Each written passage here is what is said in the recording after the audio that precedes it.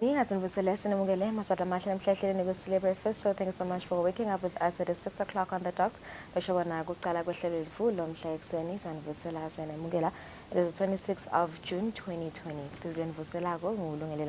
With my co-host Umgoni. I'm well. Is it a blue Monday? For me, it was a rest weekend. And I'm ready to take on the week. Yeah. Yeah, I'm not when I go to busy.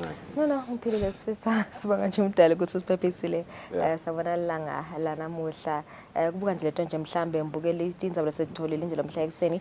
Sifisa litiko letempilo eNingizimu Afrika labikela ukuthi bamfundile sabashiya emhlabeni nema reported cases rather bamfuna sabathole isifo se cholera 43 webam lokufaka ekhathi confirmed cases and suspected cases. Indzaba lenkulu ke lena lesokuchubeka nje eNingizimu Afrika. Kanti ke Lulu lenye lechubeka kolengizaba mlonyeni utakhumbula ukuthi social media ike yaba friends, especially in South Africa, when the BET Awards announced ukuthi Uncle Waffles labambeka kwabasobala ukuthi she is from Eswatini has been nominated for the award Best International Act. Those awards are ongoing right now. Kanti ke leyo category where Waffles beka nominated kuyo sevele iCrownile lo winile, which is the African giant Burna Boy, who has won it alongside ke nominees beka faka yena Uncle Waffles, lo Eswatini Pride le Kati KO, the famous rapper from South Africa, nabo Ira Star, nabo Ella May, nabo Stormzy. But we congratulate Uncle Waffles because for making this stride and making this feat. Nominate Guma BET Awards, very prestigious awards for an artist. It's an achievement. She was nominated, for Emma BET Awards internationally. But I guess Burna Boy, and also congratulations to Uncle Waffles corner. So on the show today, WC joining Assistant Communications Officer of Emma TEDx events. These are independently and locally organized conferences that bring together the brightest minds and innovative ideas in various fields. Live TED Talks, performances that are shared with the community to spark discussion and inspire change. 29 July kulomnyaka kanti ubitwa ngekuthi TEDx Gwamile Street. TEDx Gwamile Street provides an opportunity to create a unique gathering in Eswatini that unleashes new ideas to inspire, inform and dialogue. Sizabe sikhulumisana naye ke nomvula msibi lotachazela nje kabanti ngalathi ingxoxiswano emkhathini kwebamfla abasha bamfla abakhulumende civil society kanye nemango nje leyo ehlukahlukene kuba ukuthi ngabe baleka kanganani vele lama dialogues lapha sizabe sinayo namhlanje at 6:30. Kanti ke nakutemidlalo sitawujoinwa ngoLinda Master Dlamini khulumisa kakhulu ama transfer updates laqhubekako. Sibonile ke Kai Havertz senda Chelsea and Arsenal Twitter into a frenzy with a picture of fellow outward bound Blue Star Mateo Kovacic. Usharisheke sithombe Havertz lapho khona emeceleni kwakhe Kovacic amid ama reports lakhona ukuthi bobabili they are set to make summer transfers. Havertz expected to leave Chelsea to join Arsenal in a deal worth £65 million, which is equivalent to $83 million this summer, while Kovacic is heading to treble winners Manchester City for £30 million, which is equivalent to $38 million. Arsenal has reached an agreement on personal terms with Julian Timber as they close in on signing the Ajax defender. Timber has agreed to sign a 5-year contract at Arsenal. The Telegraph reported logo with the deal doubling his current salary to around £8 million. Gunners and Ajax are expected to come to an agreement over a fee of around £45 million, excluding bonuses, considerably higher than Arsenal's initial offer, which was submitted at the beginning. English Premier League. Will Bernardo Silva stay at Man City this season? Project Taxini Barca targets £90 million rated Palina's Busquets replacement. Siyabona again Saudi Pro League lesefake emateam lamaningi emande emadvolweni yawatfusa kakhulu ukuthi iyabuka ukuthi ngubaphi lamanye ama superstars latawujoyina Benzema, Cristiano Ronaldo. Sibonile ke Al Hilal iconfirma £25 million signing of Koulibaly. Sitawubuya ke nalamanye la projected with Linda Master Dlamini akasijoyina lo mdlalo past 7. 546 asisibuke nje leti hamba embili kumaphephandaba 8 lomhla ekseni.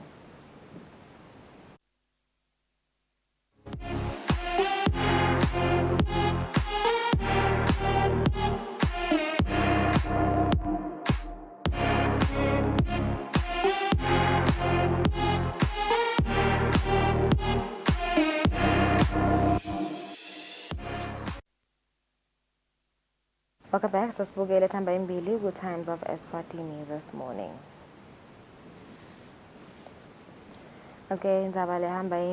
Mixed reactions to local government elections as winner assaulted, more women in, calls for recount. And also Inyanga's widow runs to court, claims 8 million Malalangini estate looted. And also mob hacks burns man 21 to death. Drugs shortage.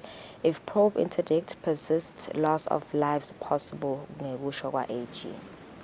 Kanzi kutemidlalo khona ephephandabeni Times of Eswatini Royal AM Raider ihamba embili indzaba lenkulu ke ngiyo ilicembu le Royal AM leli buyona iRaider. Kanzi ke Alcaraz claims Queen's title back to number 1. Lenye ke le hamba embili lapha ka tennis. Kanzi ke nesindzaba yesihlangu kuthiwa ke inkulu kakhulu kusho Khulkhet lesimbona kalivakashela kaningi livela kaMngwane asiphe ama insights akhe kutemidlalo.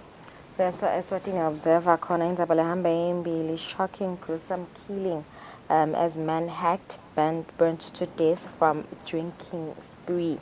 Asikelenye lahamba embili njengoba takumela ukuthi bekunelikhetho lamadolobha familiar faces made it in local government elections.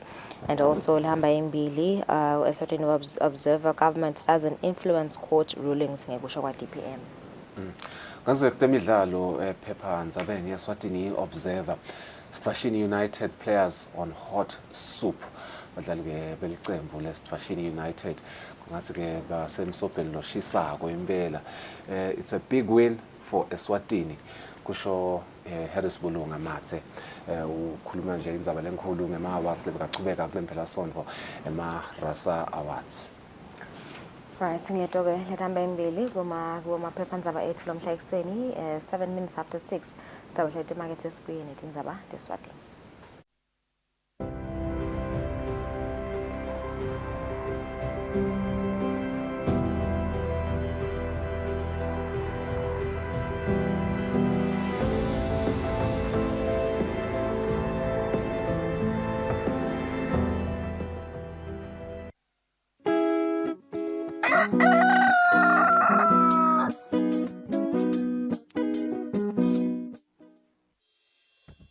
Umsakazo wetithombe iEswatini TV utibophelele kuhlonipha nekulandzela umgomo wetekusakata loweluswe libandla letekuchumana eveni.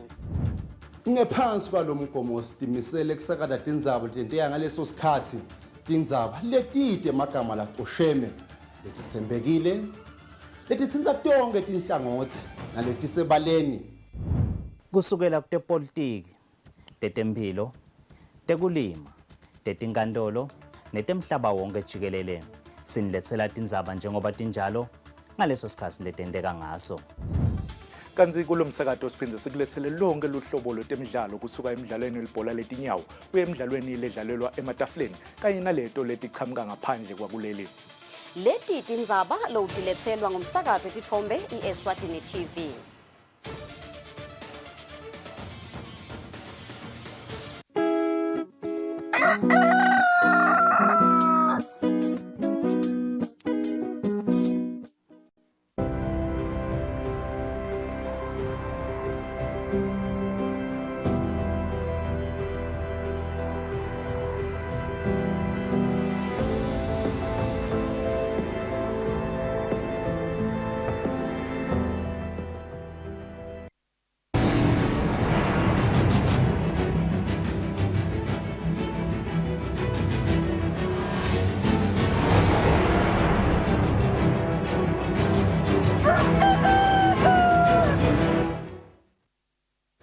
Phindze sikwamukele ehlelweni imbukeli sibuke tindzaba leti qhamuka lapha ekhaya kusaphele nje imizuzu lelishumi kubumbene yona insimbi yesithupha lomhla ekuseni.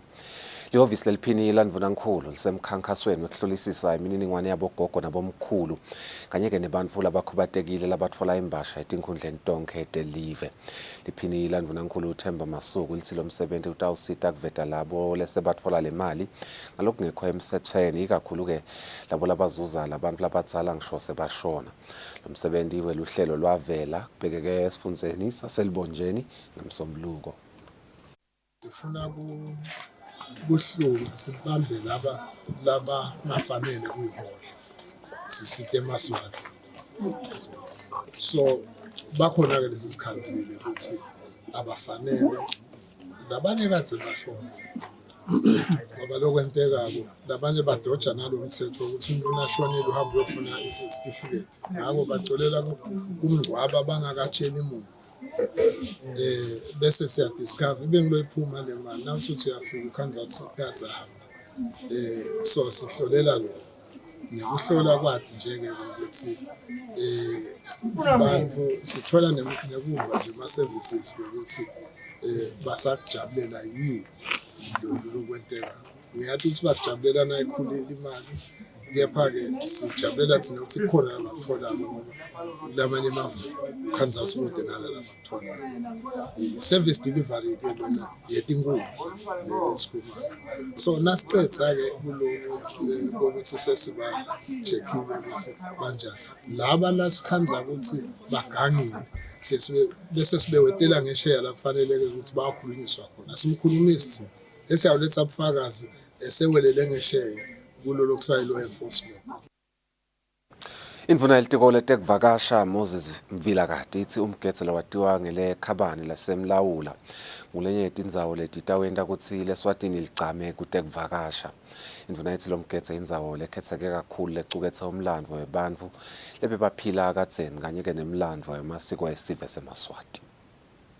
EmaSwati lafaka ekhatsi tinkampani kanye nemabandla atfole litfuba lokuthi abe yingxenye yekucanca umgetse lowatiwa ngekuthi ikhabane cave lo utfolakala endzaweni legcine imvelo emlawula kanti-ke kokadze uhlose kwekuthi sive sikhone kutfola litfuba lekubona ukuthi bantfu kabangadzeni bebaphila njani. Lo mgetse emaswati bekawusebentisa nangetikhatsi temphi yemfecane.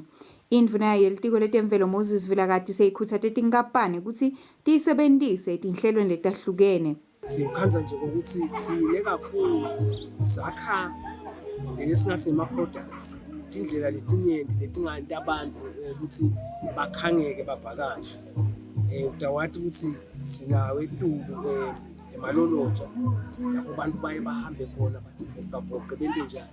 Sinayo imahamba la elibonjeni-ke besite kahle lena-ke seyindzawo ukuthi maye yinhle ngoba uthi nawufika naletulo bese ubona nalo mgetse basatayilungisa-ke kahle ngoba namhla becishe about 5 kilometers kanti sifuna ukuthi ithi 10 kilometers. Sive lesingenelo umsebenzi isikhombise lisesasale lisetulu kanti-ke lesive sifaka ekhatsi umbhishobhi Bhekulikhele we-All Nation lotene bazalwane labangu-500. Umlando walenzawo le lapho khona sibuka khona nathi limuva lethu kube mhlambe libandla Silo langa lami lekucala kadze ngacala kukwenda so far ngisese right. It's really nice. This is a beautiful view. So I'm excited and I hope I'll be able to make it up and down without any big problem. Yeah, it's been very steep. Yeah, it wasn't really easy. Umphathi welibandla lelibuka ekugcina kwemagugu elive Hlopsile Sikhosana uchazeke tintfo letitfolakele kulomgetse letifaka ekhatsi yemathulusi ekugubha lebetisebentisa bantfa letigcinwe emsamo. Lo msebenzi bewucala ngca kulomnyaka kanti kubheke ukuthi uchubeke nasemnyakeni lotako. Etindzabeni kubika Sondomlangeni nginaThemba Shabangu eMlawula Nature Reserve. Umvana Nkosi Gija uthi kuqinisekisa ukuthi abantu labasha besekeleka ngalokuphelele kuteke bate ukhona kucala emabhizinisi sifundza sakamanzini sihlela kuba nemhlangano nabo babetkhulu lapho khona kutawubukwa indlela tekuthi bangasitakala kanjani ikakhulu etindzabeni temhlaba wekulima. Umvana Nkosi ebekhuluma eMalkens ngesikhathi kunemshuco lowendvulela emanzini day letawuba ngalesihlanu kuleli viki. Emva kwamanzini day masinyane kutabe kulandzela lo chiefs indaba ke manje bobabe bahlangene bameme bosomabhizinisi ukuthi sibukiseni sivundiseni ukuthi kulesinako singakwenda njani kube ngumkhiqido evele noma lesikhiqidako bosomabhizinisi bangakusebenzisa nje sitoba i-resource siba supply kunciphe le importation of food solo silandza kudla ngaphandle. Boba betikhulu lebekadze bangenele lo msebenzi bachazile kwekuthi yini labatawuyenda kwesekela bantfu labasha kute bakhone kutfutfukisa timphilo tabo. Kutsata yona insha kuthi insha sitayisekela ngako konke lesingayisekela ngako kuze nayo ikhone kuphila. Lomusha ngamkhuthaza ukuthi ngiyasukume tame nayo boleka imali ekikhwameni kahulumende tethuthukisa yona insha. Na kunemali taka-RDF letiphuma njalo ngeminyaka tigcine jikile. Ngizimlo lomusha kunjengwakho kusebaleni. Khutsata nami nibe igroupu nibe nithathe le mali nithuthukise. Sikhulu Gija sikhutsata sive sakamanzini ukuthi site kumanzini day ngalesihlanu kuleli viki eSamhlolo Park njengoba ngilapho sitawufika sifunze khona nangetindlela tekuthuthukisa emabhizinisi aso. Etindzabeni teSwatini TV kubika Nelson Wendla ngamandla kunambongwa Dube eMalkens. Kubalwa kwemavoti elukhethweni lwemadolobha kushiye sive sibambe wangephansi edolobheni eMbabane.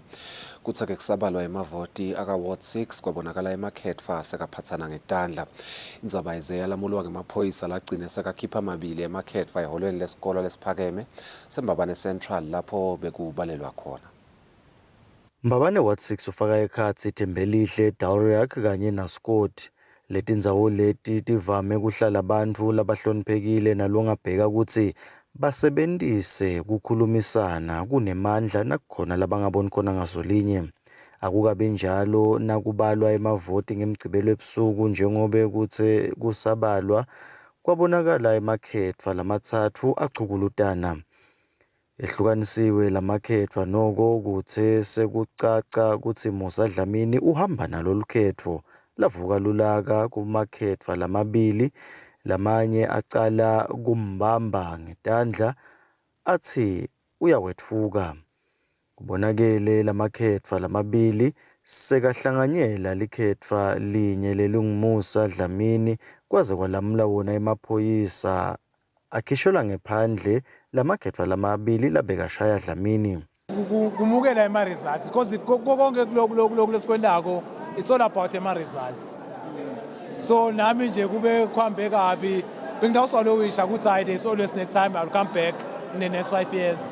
But ke angibonge i-community nabo bonke labathe isikhathi sibamba bangivotela. Nakuphela kubala emaphoyisa abonise Dlamini ukuthi ahlale ngekhatsi eholeni kuze kuhambe lababili bebamlwisa. Tindzabeni teSwatini TV kubika Themkosi Mavimbela eMbabane. Sive sakuward 4 na ward 10 eMbabane siyalitfokotela litfuba lekuthi sivote elikhethweni lwemadolobha. Ngemuva ke kwekuthi singakhoni ukuvota ngelusuku lwamhla ka-24 kule nyanga lesetulu ngenxa yetizatfu letahlukahlukene. Noko lesive sithi indlela lokuchutshwa ngayo lolukhetfo lwabomasipala idzinga ukuthi itfutfukiswe ihambisane netikhatsi tanamuhla.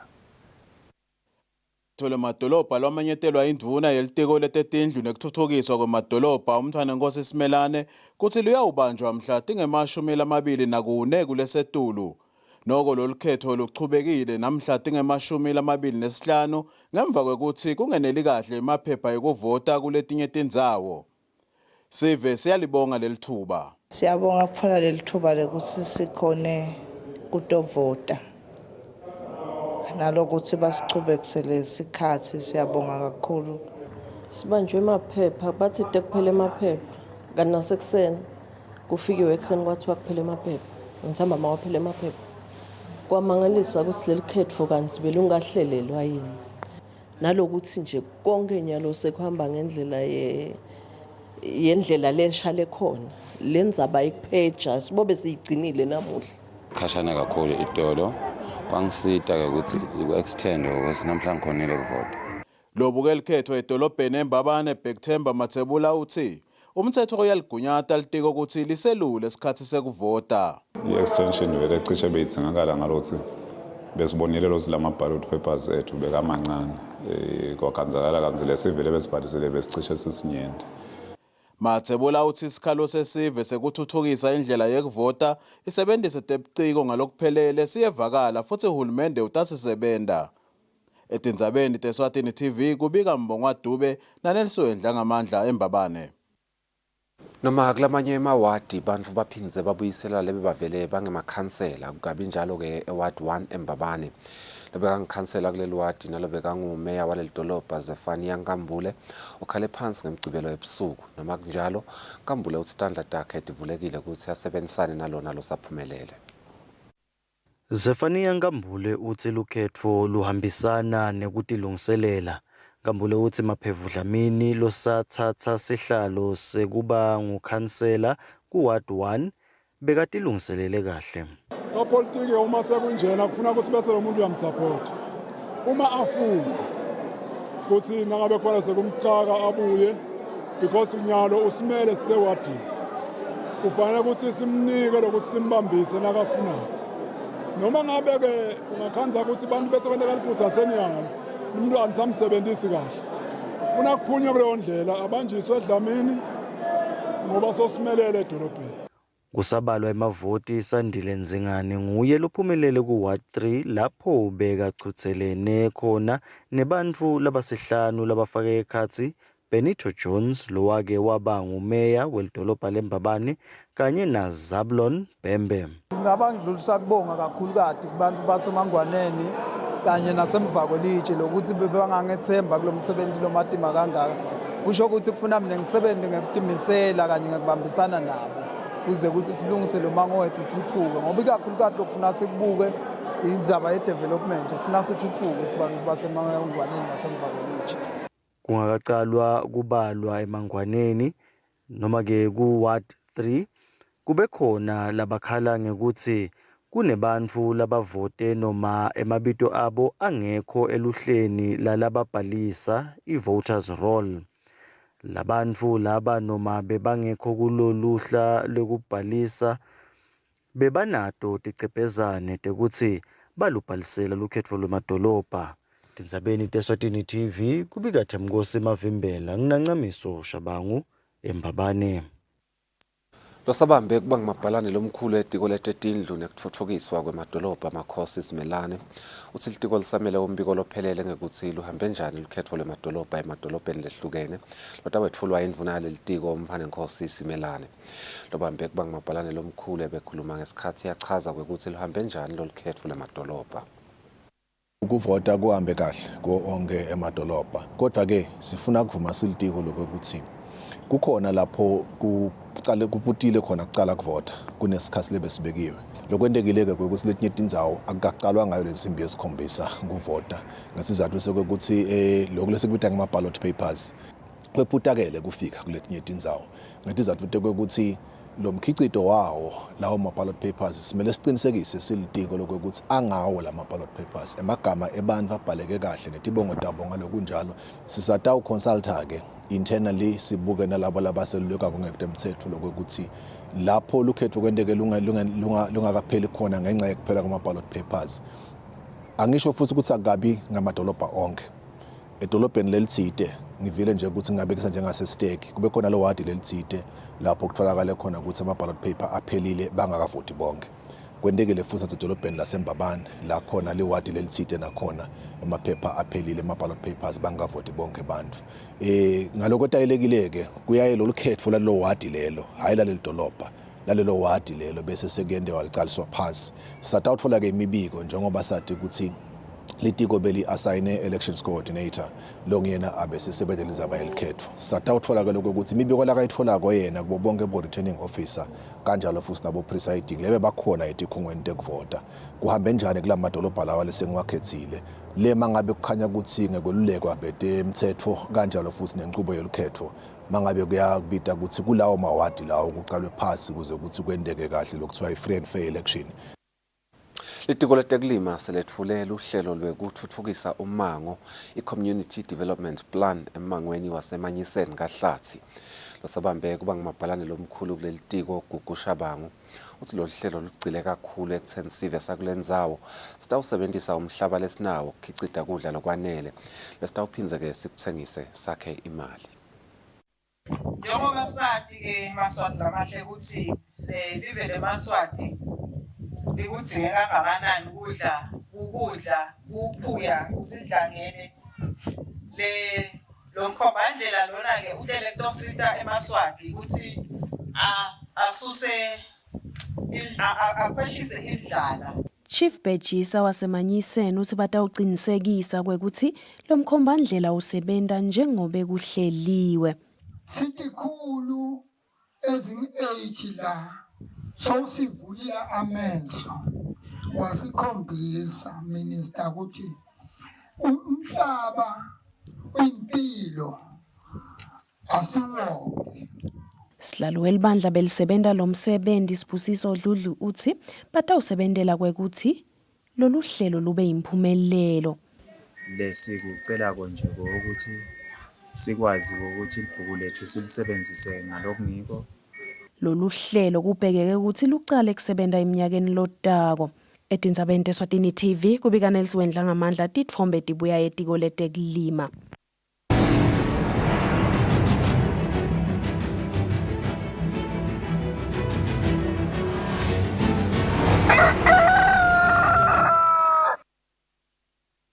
Kutemidlalo kwanele Jele senguye shampiyoni wemidlalo wemabhayisikile esigabeni selibanga le-150 kilometers kubo babe kanye nanontsikelelo Mdlovu lohambe embili esigabeni selibanga le-102 kilometers kubomake. Umqhudelwano wema-National Championship bebanjelwe eMpaka.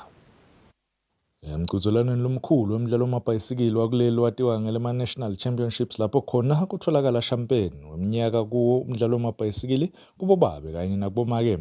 Noma tinombolo tebashovu bemabhayisikili labangenele wona ama-National Championships kungasito letijabulisile kodwa-ke labo labe bakhona bakhombe lizinga lelisetulu kakhulu. Kwanele Jele kubo babe ku-150 kilometers nguye shampiyoni. The strategy was to just stay behind Muzi because I know he's stronger than me.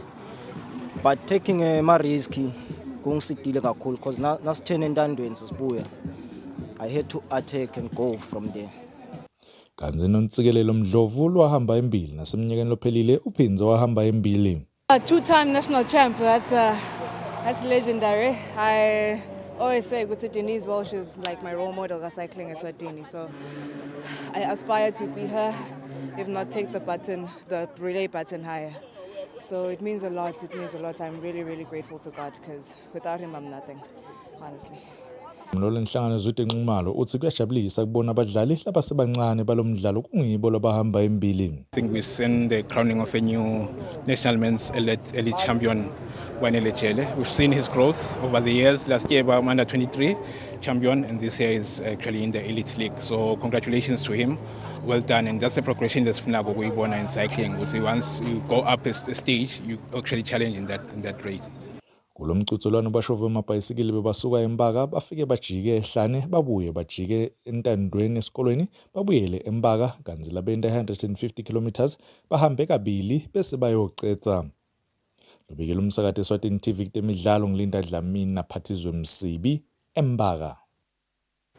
Mengameli wenhlangano lengamele umdlalo we-taekwondo lapha eveni Zakhele Dlamini uthi kuthola kwasehlelwe mathebula umhlomelo wemidlali lodlale wagacama kubadlali labancane wesifundza lesingendansi nelivekati le-Afrika. Akugabi nje info leyendeke ngeliphutha njengoba-ke baqeqeshi balomdlalo kanye nabo badlali basebente-ke ukuthi ikhandla eminyakeni lemine leyendlulile. Dlamini bekakhuluma ngemuva kwemicimbi wekuhlomela webadlali labadlale bacama ngendasi nelivekati le-Afrika lobo kade ubanjelwe lapha eSwatini. Live leSwatini belibamba umcimbi lomkhulu kutemidlalo wemave langendasi nesifundza selivekati le-Afrika ema-Regional Annual Sports Awards lapho khona bekuhlonyeliswa labayente kahle emidlalweni leyahlukahlukene. Badlali lababili bakuleli bebanqunyiwe lokungu-Hailey Ho kwemidlalo yokubhukusha labekanqunywe ngaphasi kwemidlalo ngumakelo odlale wagcama i-Young Sportswoman of the Year kanye nasihlelelo mathebula wemidlalo we-taekwondo.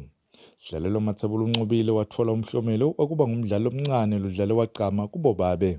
Thanks to them, but dedicated labantwana. We are shocked to get bantwana abancane kangaka, but very dedicated. You can be shocked. You see these small boys bagijima bodwa. Ubona ukuthi they know what they want. They've seen it now. They want to gain a lot. I will thank Manqoba as their coach and Sizwe Mabuza as their coach too. They are working very hard. Kanzi yena Mathebula ubonga bonke labamsekele asadlala wona umdlalo we-taekwondo.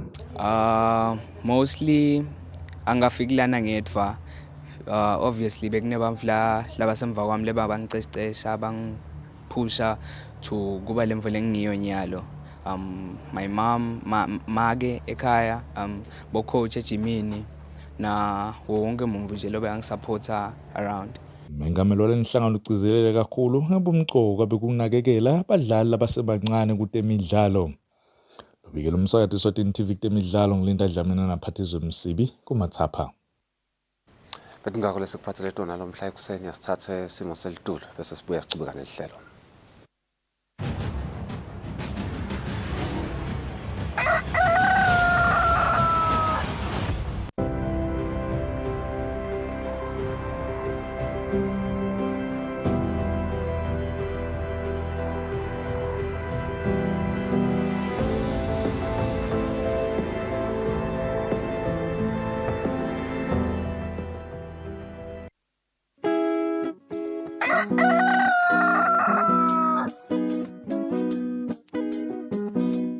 Stay home and watch Eswatini TV. Stay safe.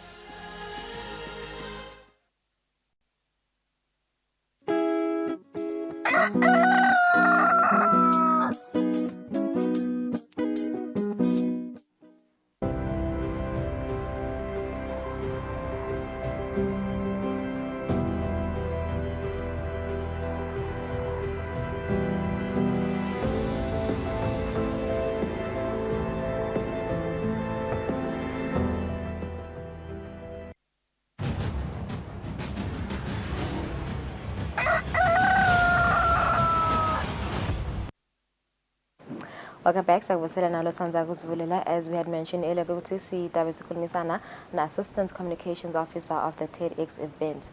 These are independently and locally organized conferences that bring together the brightest minds and innovative ideas in various fields. Nomcimbi-ke kuba nema-live TED Talks kanye nama-performances that are shared with the community to spark discussion and inspire change. Lo mcimbi utawubanjwa kokuqala la Eswatini mhla ka-29 July kulo mnyaka kanti ubitwa ngokuthi TEDx Gwamile Street. TEDx Gwamile Street provides an opportunity to create a unique gathering in Eswatini that unleashes new ideas to inspire, inform, and dialogue. It also brings together speakers and performers from diverse backgrounds who share their stories, their insights, and visions for positive change, and also engages participants from various sectors such as government, civil society, the media, the youth, on relevant issues. We have Nomvula Msibi from TEDx. Good morning and welcome. Thank you for joining us this morning. I think Nomvula, just explain to us TED and TEDx. What is the difference between the two? Okay, good morning and thank you for having me here today. Okay, so TEDx is like a series of localized events. So these talks happen in like different communities around the world, and we get the license from TED, which is like the motherboard of Ongelama TEDx that happen globally in different communities. All right, so how many TEDx events do we have in Eswatini? Nama, this is the first one. This is the very first one on the TED standard global level. So yeah, it's history making. Let us go in Eswatini with this first one that is coming on the 29th of July. Okay, so the TED, is it an international organization? Yes, its purpose, yes, objectives. definitely.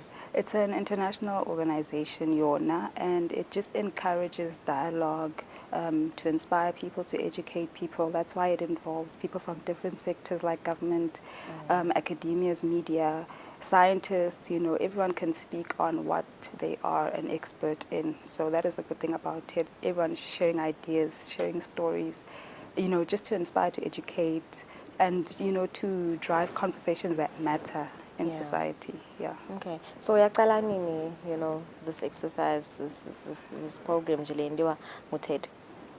TED ngazayicala, but ithina sitholile license in 2022, and then we decided okay, 2023 would be a good time to now host an event like that, because we've tried to mobilize on social media, get the public to know about it. We're still doing those campaigns as well.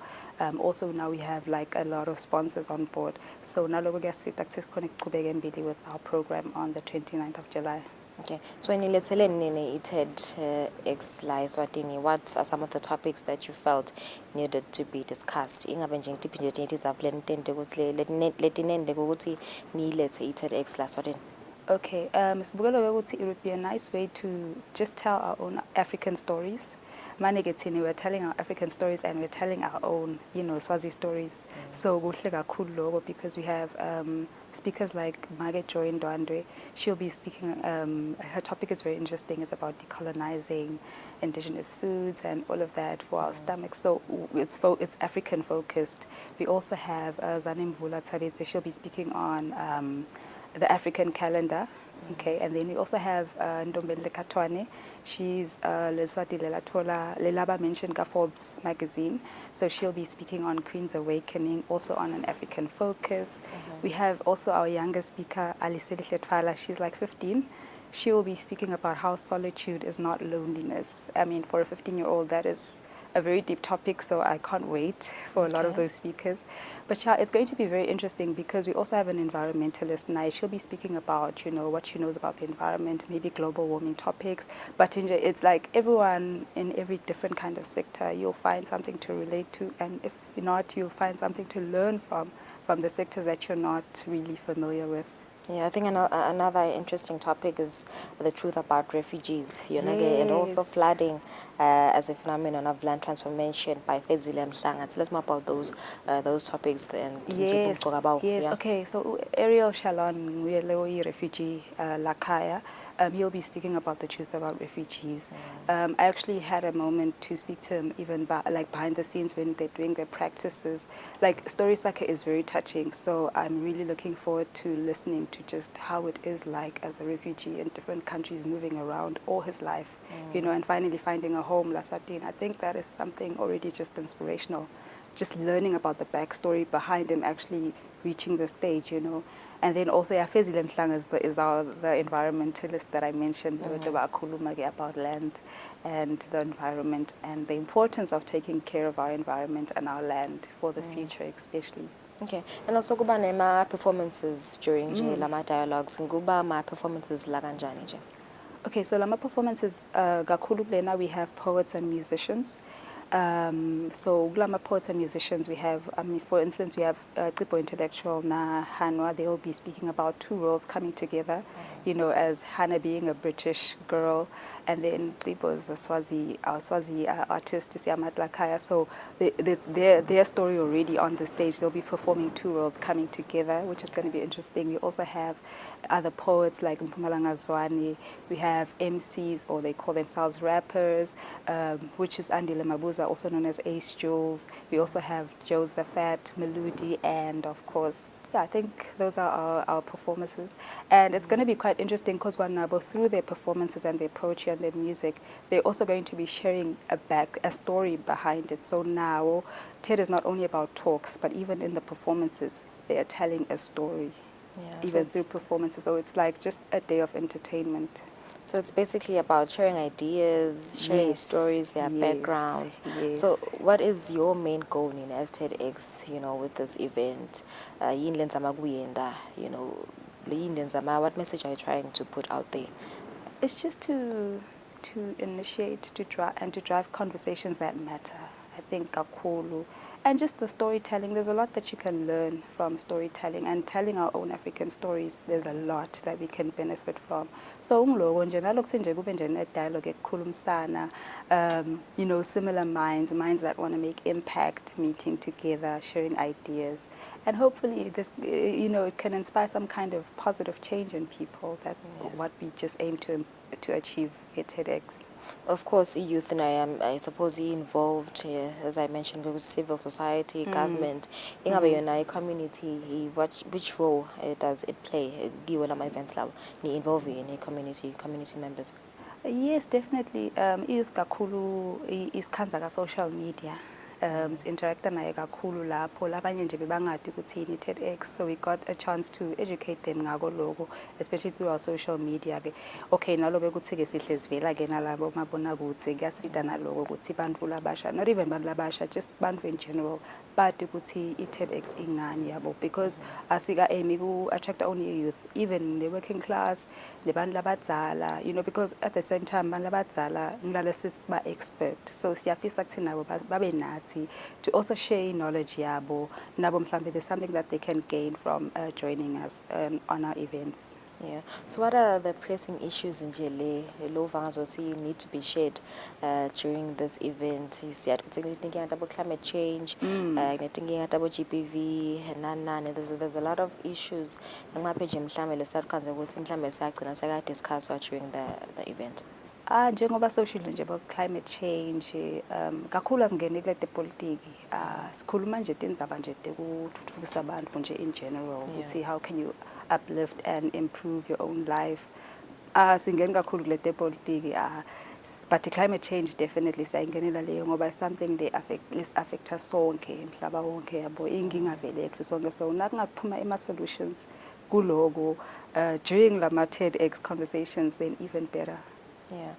TED is an international organization. Ma-speakers nje mhlambe lesingathi agcamile noma la makhulu lasekaka abakhona kulama events kuba abo banje speakers that we know that we are familiar with.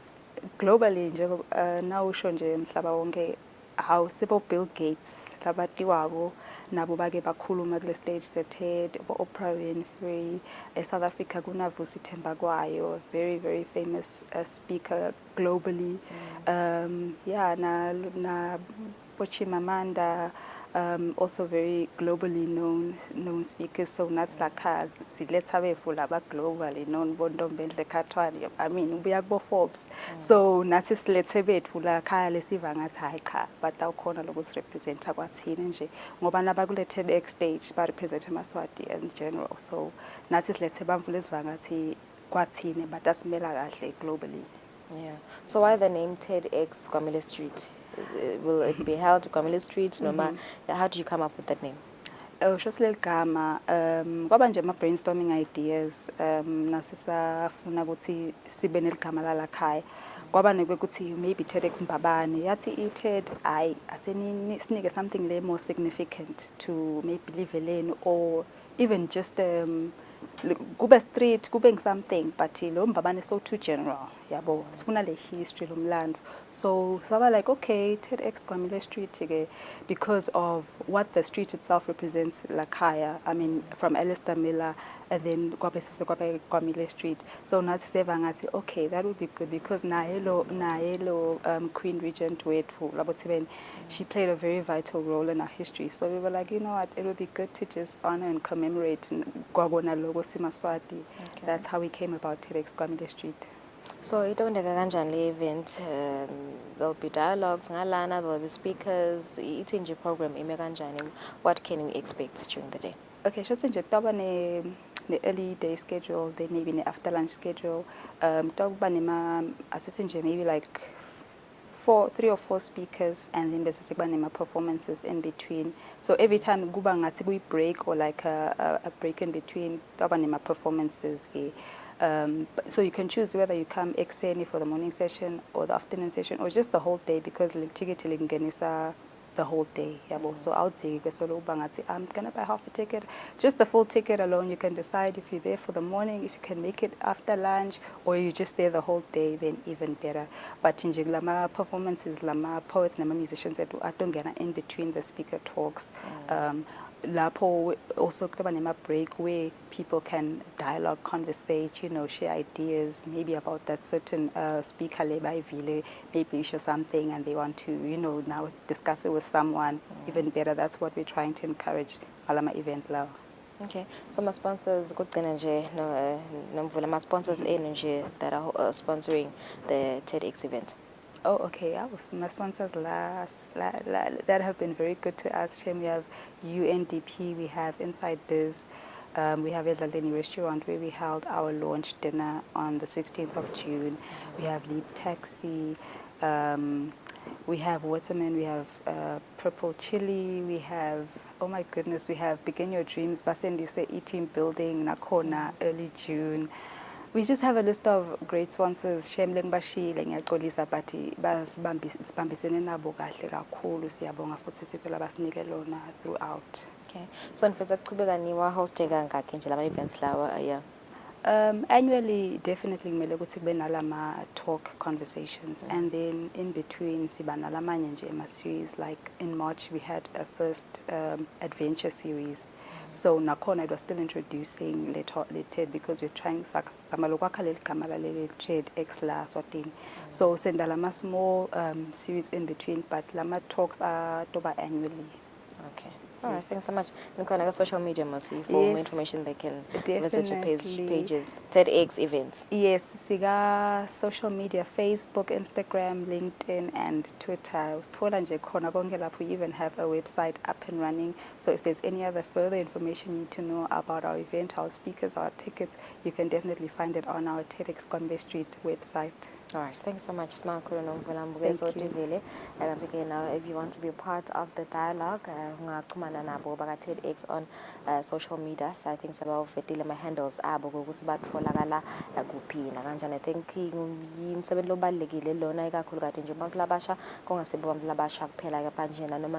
interested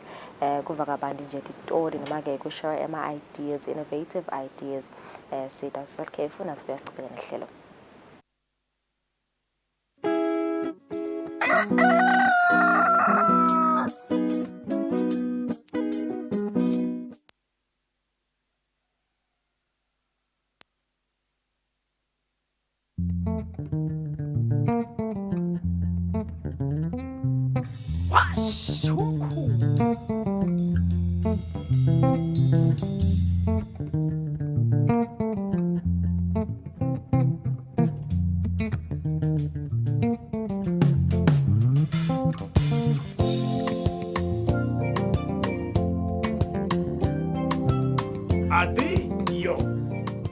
Ungabukela ke washa umkhukhu every Sunday at 3 p.m.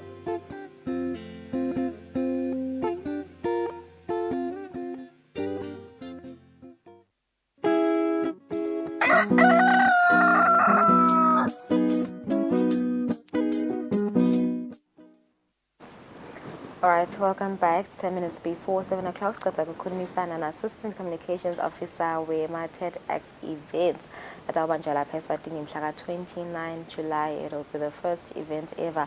TED is an international organization.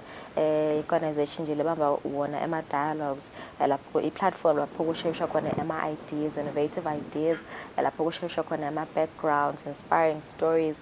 So they've decided to host for the first time the events lapha ekhaya Eswatini on the 29th of July. Lapho kutabe speakers lamanye ngikhona, different topics will be discussed on. So yes, mangabe ufuna kuba ingcenye yawo nomsebenzi kubalekile ukuthi you get more information on their social media pages. Yeah, Lulu, I'm not sure if I'm going to the first one because it does clash with some of my personal commitments. But I'm a big fan of my TED Talks myself. I think they just want to have meaningful conversations. That's the most important part for me. I've been watching my TED Talks growing up. She did mention Bill Gates. He did speak about the next outbreak. It was 8 years ago. Ebola outbreak, and it wasn't even before COVID-19, and a couple of years later, Saibona COVID-19 was another outbreak. So these are the kind of conversations you really want to be a part of, to get to learn about something that is happening and something that could happen in the near future, because it is not just conversations that we have every day, but it is meaningful conversations that most of the time just happened to fall under the radar. But we are grateful ukuthi we do have such an event now in Eswatini where our youth and our counterparts bangahamba babe part of. Talks on the day feature the following topics. Topics like fire kati, the truth about refugees, also things about the flooding as a phenomenon of land transformation. Itabe iholong speaker wala pekaya Eswatini Fezile mhla, and of course Queen's Awakening by Ndombe Nhle Khatwane. Nama topics nje la maning lahlukahlukene njengoba saba mentionile nje nomvula lapho ukuthi batawubamba lama topics noma ke le dialogue on the 29th of July. Basengaka itfoleke venue kapha ke basayilungisa. More information itawutfolakala kuma social media pages abo. Yeah, Lulu, what I'm noticing, with the other TED Talks labakhona internationally, vele abitwa ngama TED Talks, but I think labethu by being a TEDx Gwamile Street. I think it's very intentional because ushilo it's not just conversations kuphela. There will be performances. They're just interweaving a couple of different things, like entertaining as well as informative. Who is British and Kripo intellectual. He's our local artist. Weaving together two different worlds in music. It's very interesting, but also is an opportunity for our upcoming artists in Eswatini to be inspired. Lulu, if we're seeing people like Uncle Waffles and seeing a lot of artists in Eswatini doing great for Eswatini, it's important we homegrown. We wait for them to be accepted both South Africa and other countries before we accept our own. So having more initiatives where we can embrace our artists is good. Yeah. All right. Thank you for staying with us. Spotlight market and Asibuya Sitata a traffic update.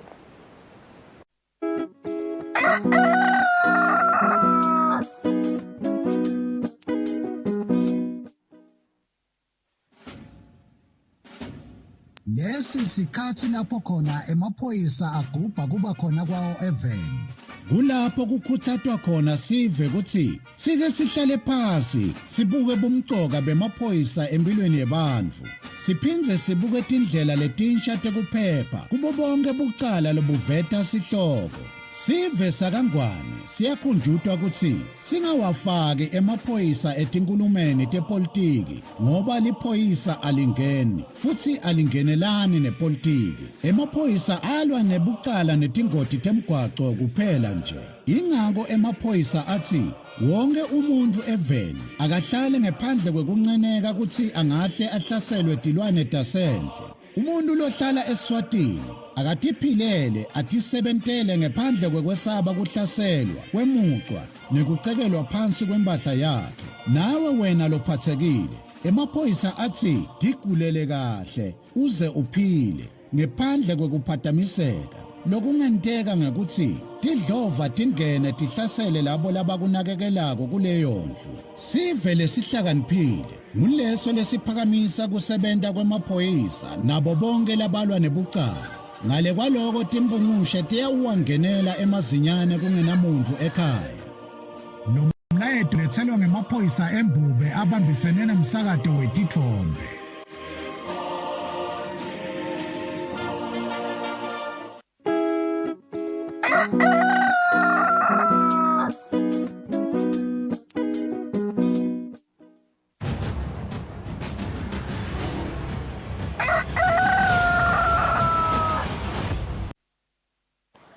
Sinimukele sakuvusela nawo losanza kuzivulela 5 minutes before 7 sawubuka simo semgwaco umhlekiseni na Sergeant Kule asikuvusele emakwabani lomhlekiseni ingabe khambeka kanjani emgwacweni. Anguvusele ekseni ithombeni ngalokukhethekile ngivusela umbukelo wehlelo sivuka tiba nedate emadolobheni onke lamakhulu lekulidolobha lelikhulu leMbabane kumathapha kwamanzini kanjalo nalapha enhlangano sisebenza kahle.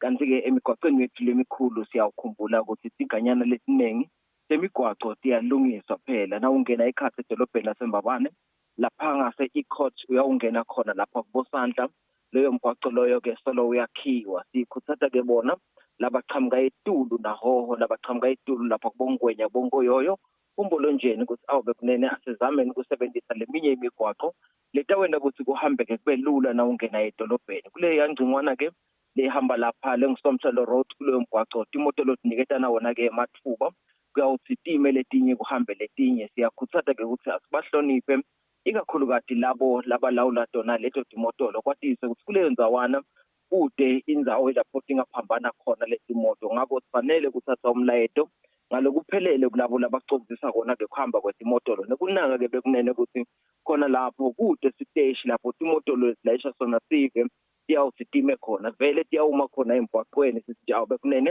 asichubeke sibeketelelane kuleyo ngcingwana leyo kanti lemgwaqo wethu lomkhulu losuka lapha enhlangano ubuye khona idolobheni la kaManzini umgwaqo ngo-MR9 naloyo mgwaqo loyo uyakhiwa kunetinzawana nakhona lapho sibona khona kuphakanyiswa bo stop and go nakhona sithi litumane alibe ngileli phansi kanti nakhona kuleto tinzawana lapho sowulungisiwe phela umgwaqo siyacela lokho ukuthi litumane asilinake libe ngilelo leliphansi kakhulu kwatise ukuthi ke kude nemidwebo yaphansi nakuba umgwaqo umuhle sowuhambeka asende isiqiniseko sokuthi siyawuhamba ngelitumane leliyawuba ngilelo lelilingene leli nalabo labasebenza khona emgwaqweni babe ngilawo labaphephile kanti ke nawo khona nosuke enhlangano ubheka khona lapha esihluthe ungakefiki lapha ekhasino solo sisebenzisa wona ke umgwaqo lesilungisele wona kwesikhashana litubane nalapho libhekekile ukuthi libe ngilelo leliphansi kakhulu kanti ke ama-potholes nawusuka lapha itulu kahoho emsahweni ubuya khona itulu enibhabane emgwaqo ngo-MR1 kunesizawana lapho sekabonakala abuye ngemandla khona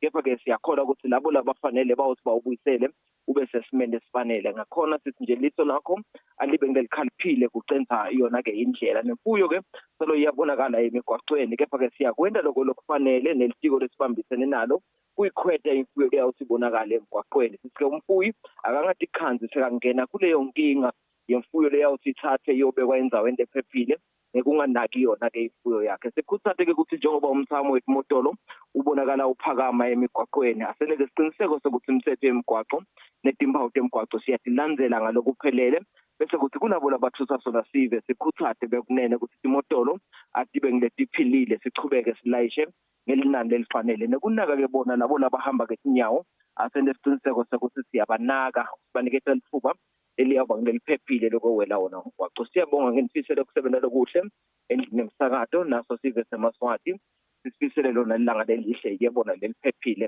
sisayisebenzisa umgwaqo siyabonga kakhulu Sibakhulu Gule kusiniketala yombiko lomhla ekuseni asibahlela emakethe sibuye nelindzabata ngaphandle kwakuleli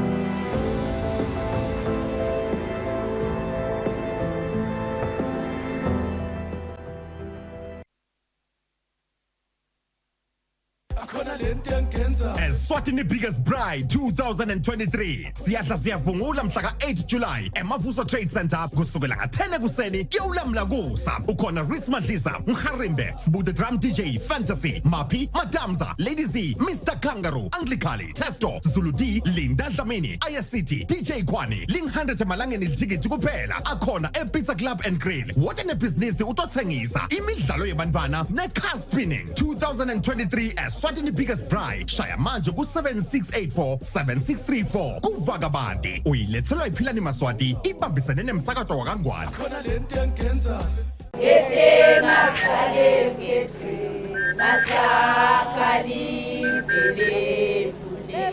Sive sasengqulwini sesibhalisile bhaliseke kahle sinibonga kakhulu sesingena kenyalo esigabeni sesibili sekuhlakula lamagama labhalisiwe kubuka ukuthi liphile ningalati liphile nilatiko sitakubita sive kusukela mhla ka-22 June kuya ku-12 July kutabe kuhlungwa lamagama labhalisiwe ukuthi angawo yini nine bekunene yebo nduna ngumbonile nje lomunye lapha ephepheni kuthiwa awasmuggling ngapha somuntu akasmuggling kodwa la engqulini ungakuphi uliqinisile kufuneka sikubukisise lokho ngoba labantu ngibo laba labasonela lolukhetho sicela ukuthi nduna ukusebente kakhulu lokho kokwathi ukuthi sikhethe abantu lokungibona abafanele kulomphakathi Maswati lamahle asambeni siyohlakula loluhla kwenda isiqiniseko ukuthi imininingwane yethu ibhaliseke kahle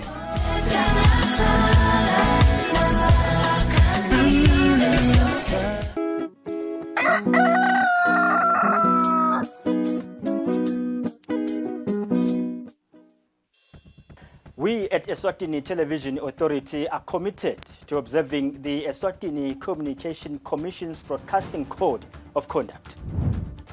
Under the code, we are committed to broadcast news that is current, free from hate speech, accurate, balanced, and fair. From politics to business, health, agriculture, courts, and global news, we bring you the latest updates as they happen, when they happen. We cover all the sporting codes from the football pitch to the chessboards. This is Eswatini TV News.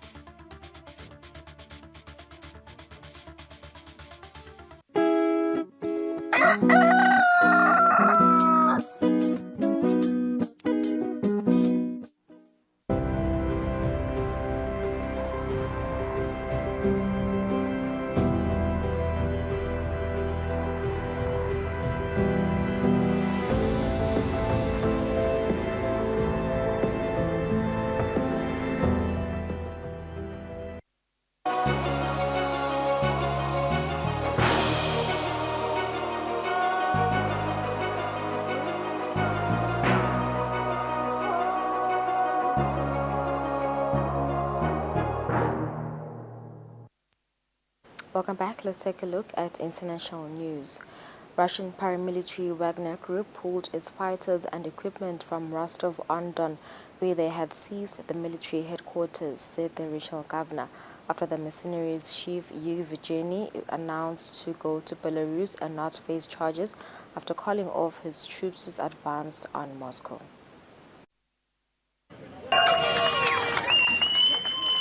To a chorus of cheers and rounds of applause, the leader of the Wagner mercenary group, Yevgeny Prigozhin, bids the residents of Rostov-on-Don goodbye. His departure marks an end to a dramatic standoff that saw the Wagner group seize the southern city that is a military hub for the Russian army. It's another U-turn from Prigozhin. Earlier, just hours after announcing a march on Moscow, the Wagner boss ordered his troops abandon the assault. On June 23rd, we left for the Justice March. In 24 hours, we made all this progress. We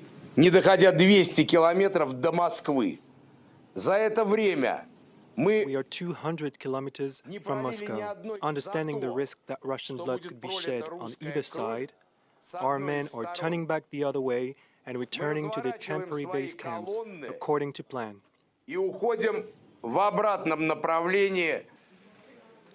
The 180 could be thanks to Belarusian President Alexander Lukashenko. His office claims he negotiated a deal with the Wagner boss, who then agreed to halt his troops' advance.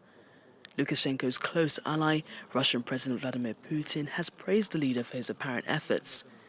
The announcement marks a de-escalation in a crisis that many feared could spiral into a devastating conflict between the Russian army and Prigozhin's forces.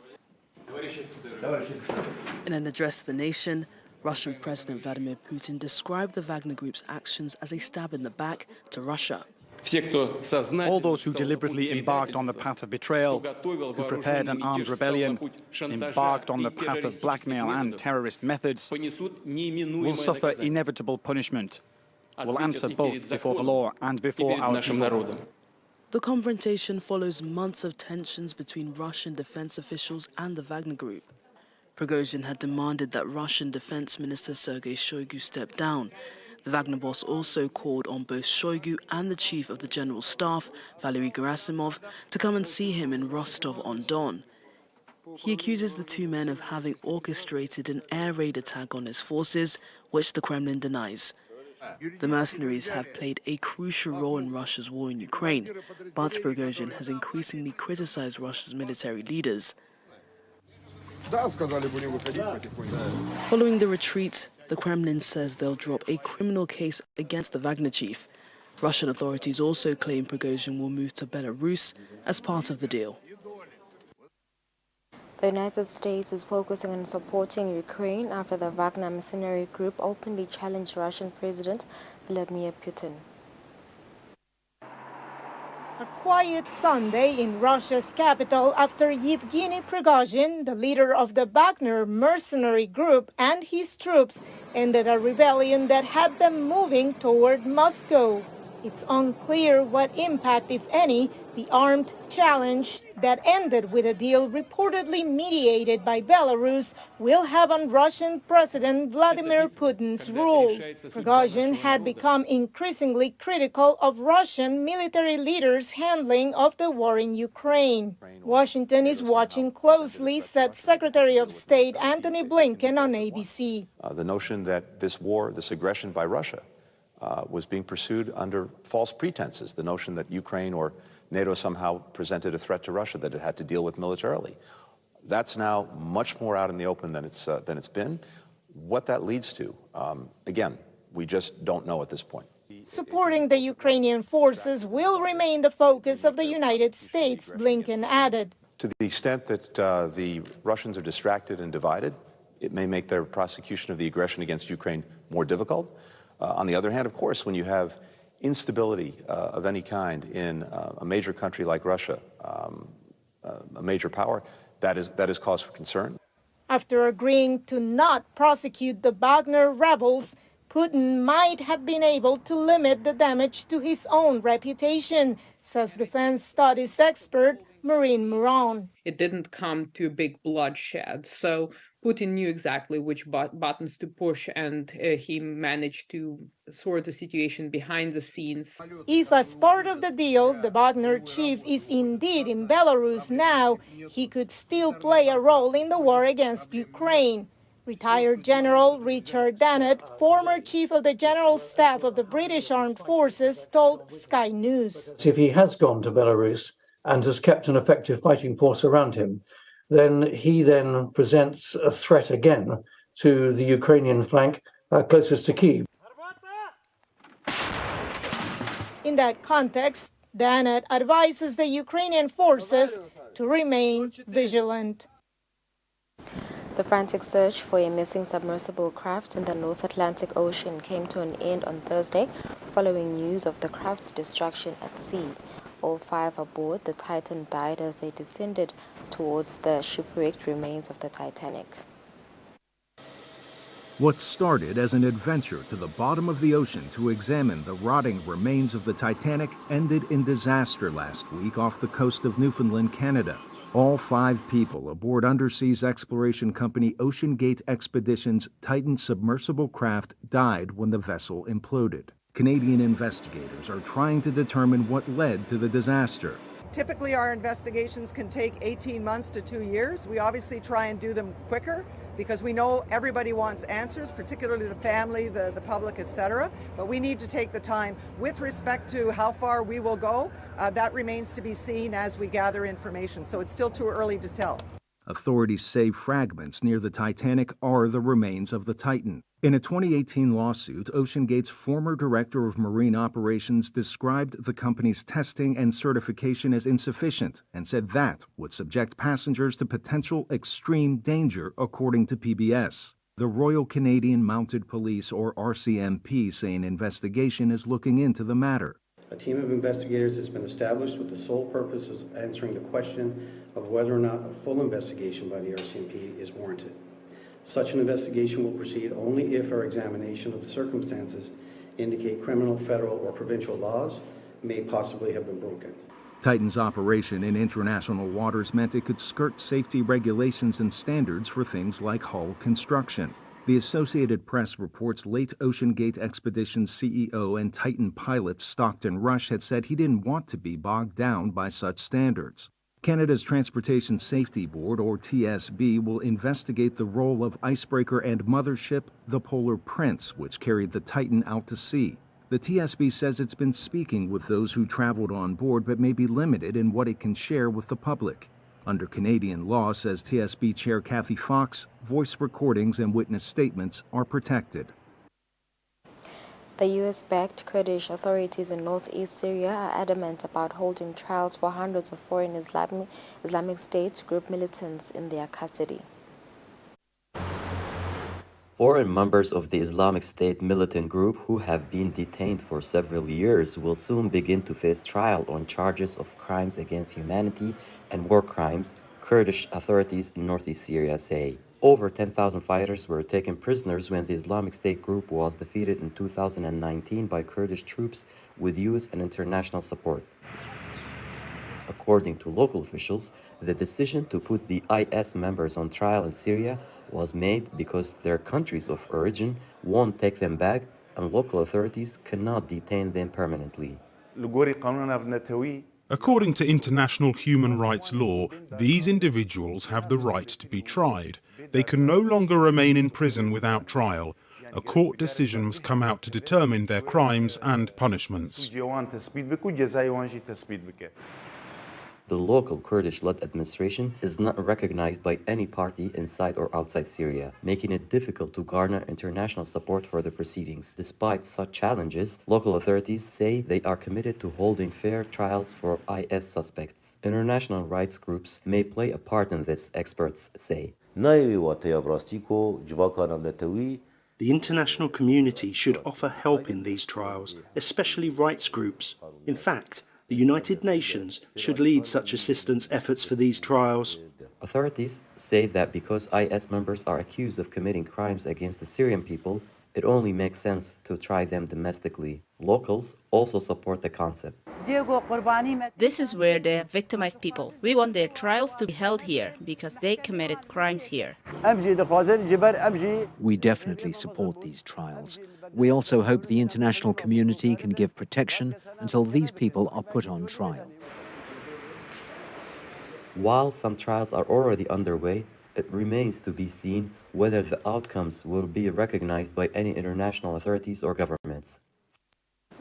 Saturday marks the one-year anniversary of the U.S. Supreme Court's decision to overturn Roe v. Wade, which guaranteed a woman's federal right to an abortion. Since then, U.S. states have decided on the regulations governing the procedure, and the issue has become even more politically crucial in U.S. campaigns and elections.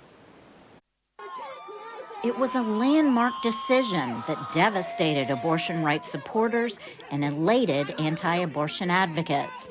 On June 24, 2022, the U.S. Supreme Court overturned Roe v. Wade, which ensured a woman's right to abortion on a federal level.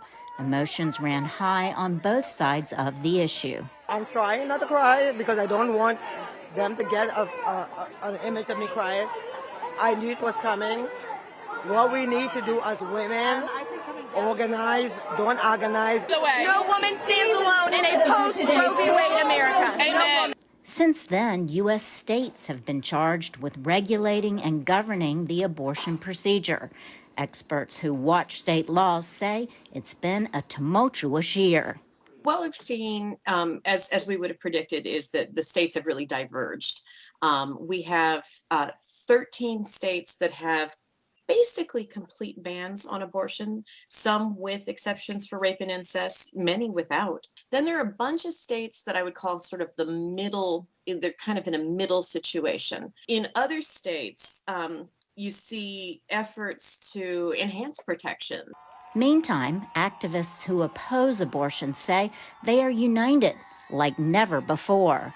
You know, obviously Roe versus Wade being overturned was a huge victory, but a lot of the pro-life movement joined together in knowing and, just really reiterating the battle cry that Roe was just the beginning. Some neutral political experts say the reversal of Roe versus Wade has actually cost Republicans in elections. Republicans generally support abortion restrictions. Many in that political party fought to overturn Roe for decades, but were they ready? You would think that, once it fell, that the Republicans would have, a coherent sort of policy path forward once it fell, but that wasn't the case. Coleman says Republicans disagreed over whether abortion should be banned nationally by federal law or restricted on the state level. And he added that while polling on the issue is challenging, middle-of-the-road and so-called swing voters tend to be pro-abortion rights in some cases. even most voters who would maybe lean towards the more pro-life side, will allow for some exceptions. So in campaigns since then, it has been really a defining issue. In 2024 elections in the U.S., the presidency and both chambers of the U.S. Congress will be up for grabs, and experts say the abortion issue will continue to loom large in politics. Somali refugees are heading to the Dadaab refugee camps in Kenya to register for IDs in hopes of securing relocation to the U.S. and other Western countries. The rush follows the creation of a program that allows Americans to sponsor refugees arriving through the U.S. refugee admissions program. It's a beehive of activity at the Dadaab refugee camps in northeastern Kenya as the newly arrived register for refugee IDs. Since late last year, the camps have seen more refugees from the neighboring Somalia who are escaping drought and hunger. The numbers currently are 135,000 profiled and undergoing registration in Dadaab, with an influx of about 2,000 per day, and it's high. That's a high number. Early this year, the U.S. government launched the Welcome Corps, a private sponsorship program that allows Americans to assist refugees arriving through the U.S. refugee admissions program and support their resettlement and integration in the United States. At one of the temporary resettlements for newly arrived and registered refugees, Nurtu Hussein is pondering her next move. Having fled food insecurity in Somalia, the mother of 7 says she hopes to resettle in the U.S. I want to go to America so I can find work and provide for my children. My children are malnourished and suffering. Look at this, even this other one. If we go to the U.S., they will get medical support and other important services they need. I cannot continue keeping them here in these conditions because they may not survive. A few meters away is Abdi Osman's homestead. He says life in Somalia became unbearable after he lost all his livestock to drought. He, his wife, and 9 children moved to the camp to seek help.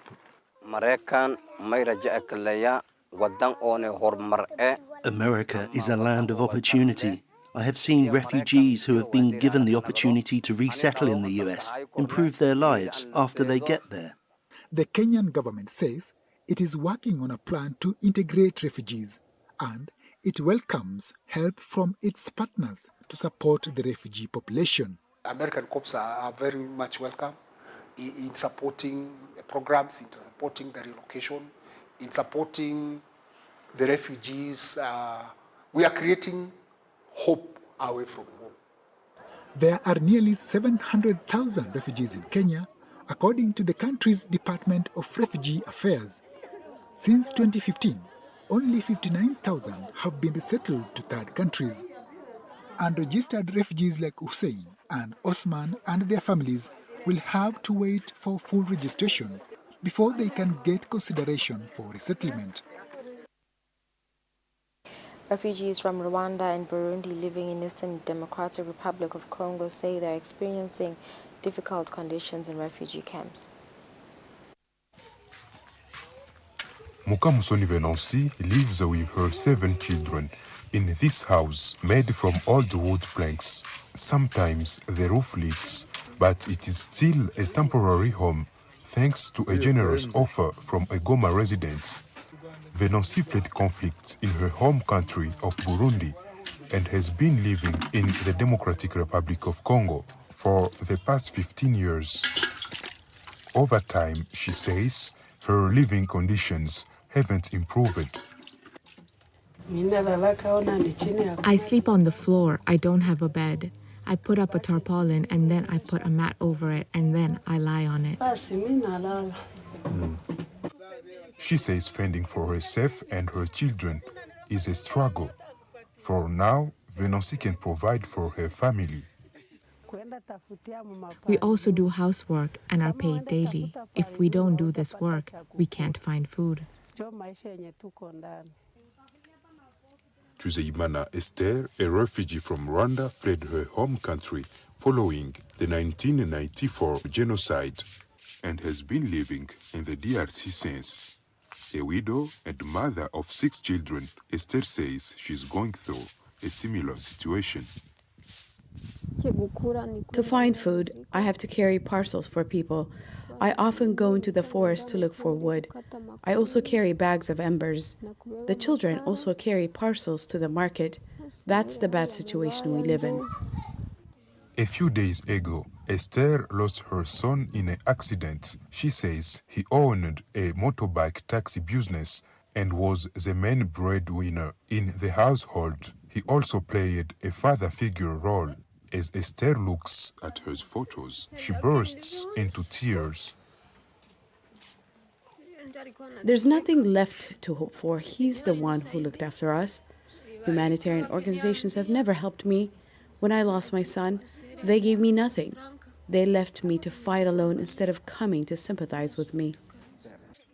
In May, the UN held a meeting between authorities from the DRC and Rwanda to facilitate possible voluntary repatriation of Congolese and Rwandan refugees hosted in respective countries. However, some refugees say they have security concerns in their country of origin and are reluctant to return. Introduced in Nigeria by the U.S. Peace Corps in the 1960s, baseball is slowly becoming a sport of note. A weekly baseball and softball training for school kids is underway in Ekiti State in southwest Nigeria. Baseball coach Oluwafemi Aino started the training camp in 2014 with only 5 baseballs, 2 softballs, and a bat. Now, his team, Ekiti Little League Baseball and Softball, has drawn participants from 6 schools in the state, and Aino says there's not enough playing fields. Baseball is not known anyway. We know, the way it was known in the US and other parts of the world, But because of the passion I have for the game, I don't have any option than to just push it. And the major setback of the game is gear and equipment. In 2002, Aino quit football to join the first baseball training in Ekiti State. And despite many challenges over the years, he says his passion for the game has only grown. In January of this year, he attended Wendell State Umpire School in the United States as part of his quest to bring baseball back to Nigeria. One thing that struck my mind then was they said Little League Baseball is the largest youth organization that have youth participants all over the world. And I tried to Google it, and I knew it was true. And that one really ignites my passion and my, energy to just venture fully into the game. Nigeria fielded baseball teams in the 1999 and 2003 All-Africa Games, winning silver medals in both competitions. In April, Nigeria hosted West Africa's first Little League Baseball tournament, which it won. Kunle Adeyemi, the general manager of Ekiti State Sports Council, says such competitions, along with help from local politicians, could usher in new opportunities for baseball in Nigeria. I can assure you that this new governor, Abayomi Oyebanji, will do everything possible to make sure that all these kids don't fall off. He will make sure that they get to the peak of their career in baseball and softball. Youngsters like Philip Fagbenro say they have big dreams. In the nearest future, I see myself to excel with my teammates, every one of us, to go higher, in the USA, everywhere around the world. Emmanuel Olayinka says all they need is an opportunity. If we will be given a chance, which I believe it will be possible, we like to go out as a team to play outside the country. I think that will be is a great chance. We are hoping for that. But first, they'll be working hard to win local sponsors and make the game more popular at home. 26 minutes after 7, Stipesa lapho tindzaba tangaphandle leseke break sitabuya sichubeke ngehlelo.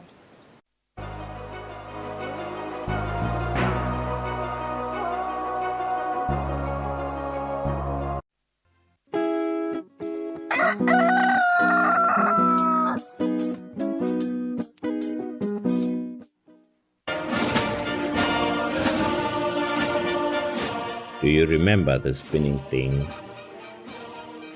This is us. This picture represents what we did. We were there when coronavirus wreaked havoc in our population. Together with other stakeholders, we formed the first line, controlling the spread of the unknown and unseen enemy of the people. Anxious ourselves, we collected dead bodies countrywide. At the time when no one wanted to come near dead bodies of loved ones, we did care for our fellow citizens. Thank you, the people of Eswatini and teams of first responders.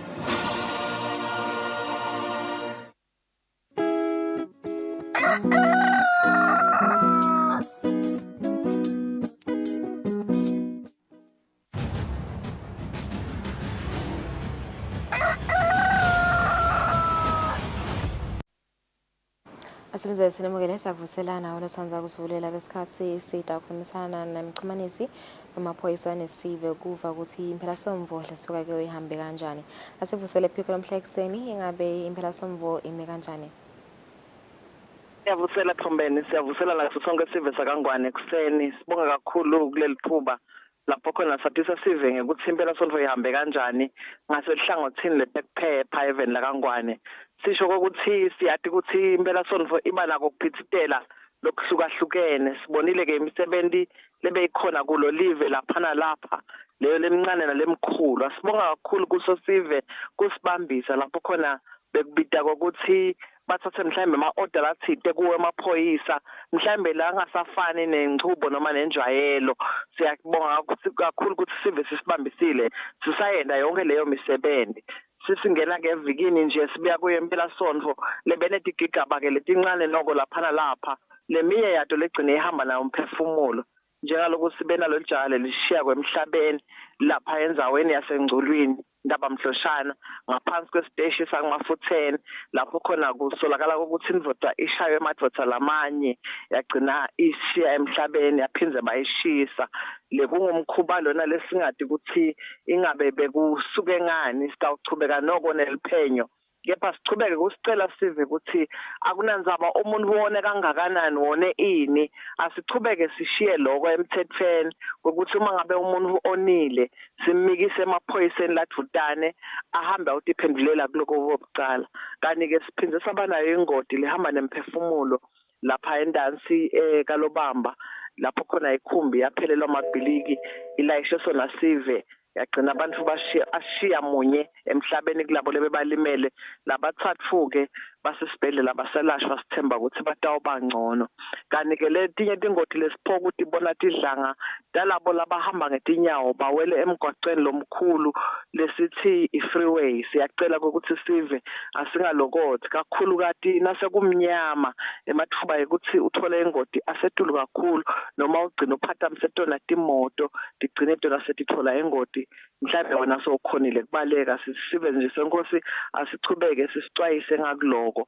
Sichubekile ke nelihlelo lwahlobisa operation lapho khona sithatha tinkomo lekutholakala tindalaleka emigwaqweni noma emfuyo yanoma ngangilophi ihlobo letholakala emigwaqweni ingabonakali ukuthi iluswe ngibane. Siyacela ukuthi sive asichubeke nekudikhweshisa tifuyo tethu kuyo emigwaqo yelive kuze kuthi kungadaleki tingoti ngatophela timoto. Siyawukhumbula ukuthi sisukumisa lo hlelo nje besibuke tingoti letentekile tagcina tihamba nayo emphefumulo besike sadatisha nje sifundza sasehlanzeni lesifaya khathi manzini nelibombo sakhanza ukuthi tingoti ngesikhashana bese tigijima kubo 50 letenteka khona emigwaqweni idalwa ngeyo imfuyo kungakho ke sibe sisukumisa lo hlelo siyacela ukuthi sive asichubekene kusibambisa ayikho inhloso yethu ekuthini sihlukumeze sive ngekuthatha tinkomo lokho kwenteka ngoba sisuke siphephisa sona sive kuyo emgwaqo yelive naloyo ke lo dibonako phela tinkomo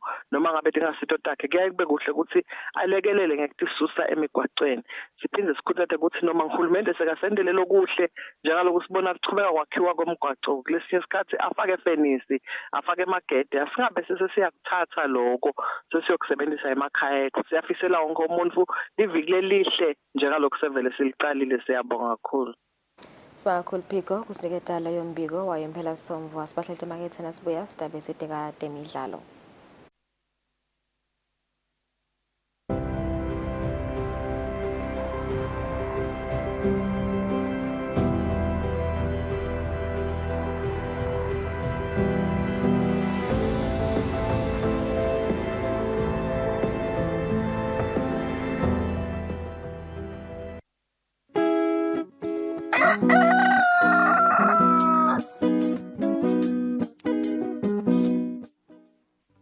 Bukela luhlelo embili kanye njalo ngeSonto ngensimbi yesithupha kusihlwa lapho sixoxa kabanti nalabati ngetindzaba tenhlalakahle, temnotfo netentfutfuko. Lolu hlelo luveta luphindze lukhulumise ke imitsetfo, tinhlelo nemigomo yahulumende letfutfukisa ke sive seMaswati. Luveta ematfuba netisombululo letiletsa ke inchubekela phambili esiveni. Embili kanye makubete ke Liswati lelisalela emuva live lisachubekela entfutfukweni leKhonsile.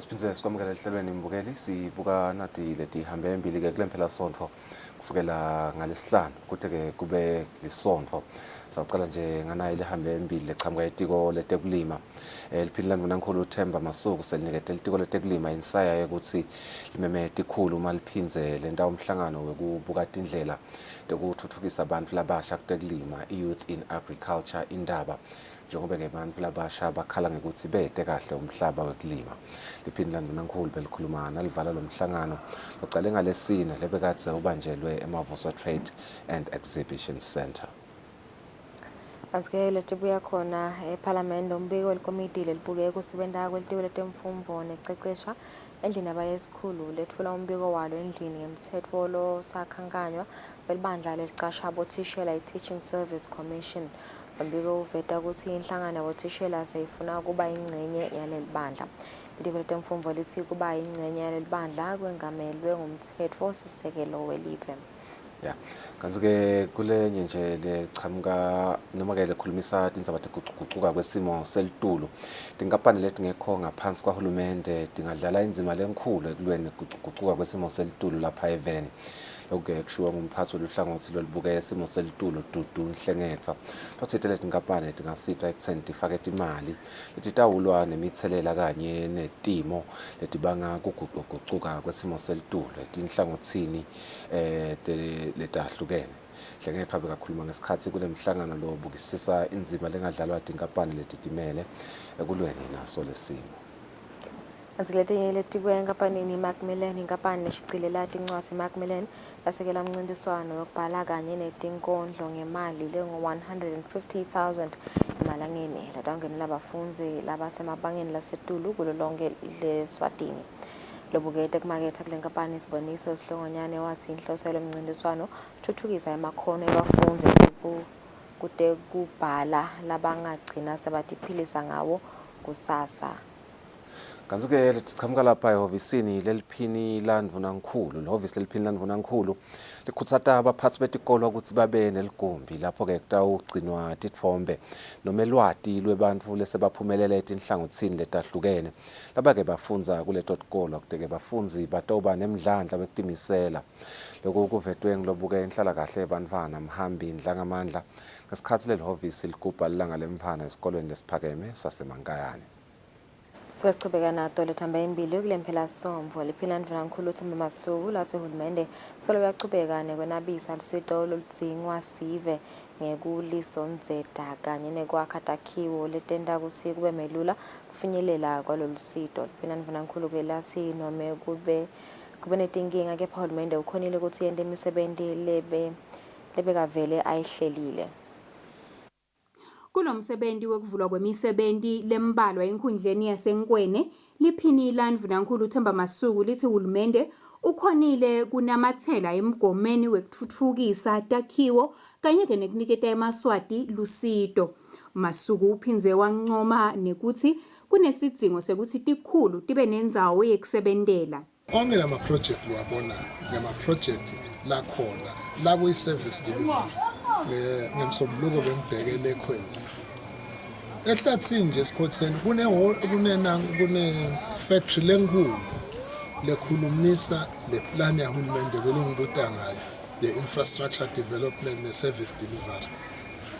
Kune factory iyowakhwala ekhaya eMaswatini atovuka ekhaya angathathi bantwana ababeka kokugoma besahambayo ukuthi amenhlangano avele nje ahleti khona. So le infrastructure lokubonako la kule period leya 5 years nje sentakele lento ngale hola infrastructure sentakele despite ukuthi bekukhulu.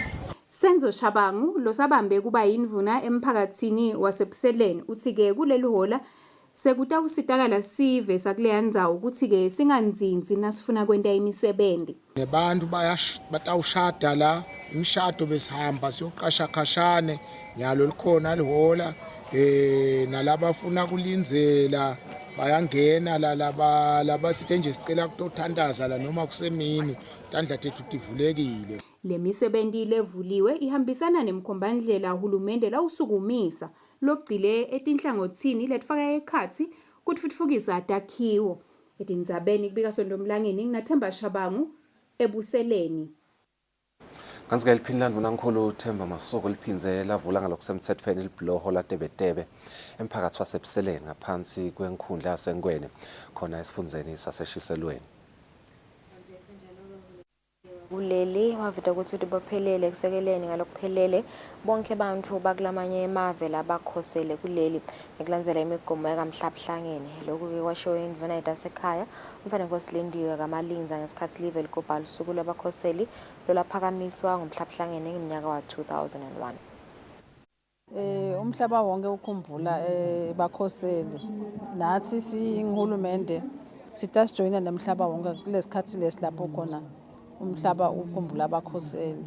Siyatewe ukuthi bakhoseli nabakhosile bacoshe intfo letehlukene leti matima leti bacoshe emaveni abo ukuthi befike la. Nasebefikile ke sengumsebenzi walelo live lesebabalekele kulo ukuthi sebatabaphatha njani ukuze ukuthi baphatheke kahle nabefika lapha batophola kulobuhlungu ngoba esikhathini lesinyende balethwa buhlungu lobumatima lobaletha lapha eveni. Singihulumende ke sinye umsebenzi wethu ukuthi simake sure ukuthi bahleti kahle labantu baphatheka kahle nekuthi ke sibacelele lapha etikhulwini ukuthi tibaphathe kahle. Siyabonga nje esikhulwini salapha nemphakathi walapha eMalinza ukuthi ubaphethe kahle labantu baphilisana kahle vele nalesikhulu salapha. Lokho vele siyakubonga ngoba ngikolokwenta ukuthi labantu bativunga ukuthi nabo basekhaya noma ngabe kungasilolo khaya leliphelele. So umsebenzi wethu ke singihulumende ngiloko ukuthi sihlangane nabo bonke inhlangano lesingahlangana nazo ukuthi tisisite ukuthi sikhone ukuthi labantu sibaphathe kahle ngetindzaba zasesibhedlela netindzaba ukuthi bangene etikolweni nalokuthi nje bakhone kungena emangweni lapho khona bangakhona ukuthi batiphilise khona. Inkosikazi Make Lankhambule seyiphe bantfu labadzala kanye nalabo labadzingile labangemashumi lamane tingubo basendzaweni yakatfokolwako. Akhuluma ngesikhatsi yetfula letingubo Chief Madubane Magagula uthi loku sekuniketa insaya yekutsi yanake bantfu labadzala kanye ke nalabo labadzingile. Sibonge kuyo yona inkosikazi Make Lankhambule lobe lihlahlandlela lalomsebenzi usiphathisile ke wekunene livesi oMagagula njengoba sonke siyati ukuthi kude longadi emakhosi ethu kusayamesaba uNkulunkulu. Asishumayele ke makhosi ke boMagagula. Awu kushumayela lokungiko lokuhambisana netendo. Usushumayela ubukhomba tendo. Nange makhosi asishumayele ukuthi asikhumbule tinzanzane. Livesi lasiphathise lona ke lilapha kubase Galatia 6 verse 9. Lelise asingathi nokwenta lokuhle. Sivele sitfolele tingubo sithi seswele emagama ekutibongela. Angathi ngibone ngane nganasicholo. Hawu nabakithi akwenze lo sesekhona mntwanami. Mdala ukatite yabonga kakhulu. Maye Nkosi yami siyabonga bonkhosi kunakelela abantu labadzala. Kwangathi uNkulunkulu sicela ukuthi uNkulunkulu losemazulwini anenetisele Nkosi yami. Seswele nemlomo notibongela ngoba sesikhuluma nje sesashwaphana naletilwimi kuthi sitibongela sithini ngoba sesingumhlabazi akwanze lapha asesekhona. Letingubo tsito tekucala njengobe inkosikazi Make Lankhambule seyike yaphasive nakuleminye imiphakathi kude sitowufutfumala kulobusika. Etindzabeni teSwatini TV kubika Nelisiwendla ngamandla kunambongwa Dube Katfokolwako. Sesichubeka ke netindzaba lethamba embili lemphela somvo singetulu kwamakhulu lamane sive sasemafutseni lesathola lesito lotemphilo lamahala siniketwa libandla le-Taiwan Technical Mission. Lesive satfola kuhlolwa imithi yekwelapha kugula lokwahlukahlukene kanye nekwelulekwa kutsi singatigcina kanjani siphilile. Lesive besilashelwa esikoleni esincane emafutseni primary school. Uthi basetochubeka nekusita Konziswa lihlangothi lwetemandla etiko letemcebo waphansi nemandla Thabile Nkosi uthi kufaka temandla etifundweni etikolweni takuleli kutawusita kwekutsi bafundzi labafaka ekhatsi labo labangemantfombatane bakhone kwati kabanti ngalolu hlangothi. Nkosi bekakhuluma nakephetsa umhlangano lapho lelitiko belihlangene khona nelihlangothi lolibuketa ifundvo kuleli National Curriculum Center kuyobuka nje kwekutsi tingafakwa kanjani tifundvo tetemandla etikolweni. Khona lesiwatholako kunema issues aka gender and energy lebekangekho ku curriculum. So lesikwendile ke ngiloko ukuthi thina sibuyeketa sirevisa emasyllabus zethu sende sure ukuthi lawo ma issues lawo siyawafaka ku curriculum. Lebekatamele umphathi wase-National Curriculum Center zethu Tsabethe uthi bayasibona sidingo sekufaka temandla etincwadzini tebafundzi. Imqoka kakhulu le project yokumainstream igender and energy. Iphindze futhi i-align ne-National Energy Policy yethu ukuthi tindzaba te-energy ne-gender tingene kahle kuma-policies. Tingene kahle futhi naku-education curriculum. Inhloso kuniketa lwati nge-energy kubantfwana basebancane. Nekuthi sibalansise kahle igender sisatikhulumisa letindzaba lokwenta ukuthi umfana wemfana nemfana wentombatana babe sethubeni lelilinganako ngekwelwati so that bende informed decisions etindzabeni te-energy. Lokulokwentiwa litiko kuhambisana nemigomo lehhovisi leliphinlandvo nankulu wekuthi tonke tinhlangothi kufanele ticinisekise kulingana kutebulili tisasebenta. Etindzabeni teSwatini TV kubika Nelisiwendla ngamandla kunambongwa Dube Kamanzini. Asibambe lapho ke tindzaba lethamba embili ukulembela somvo leseke break nasibuya sita besite kade temidlalo nalinda Dlamini.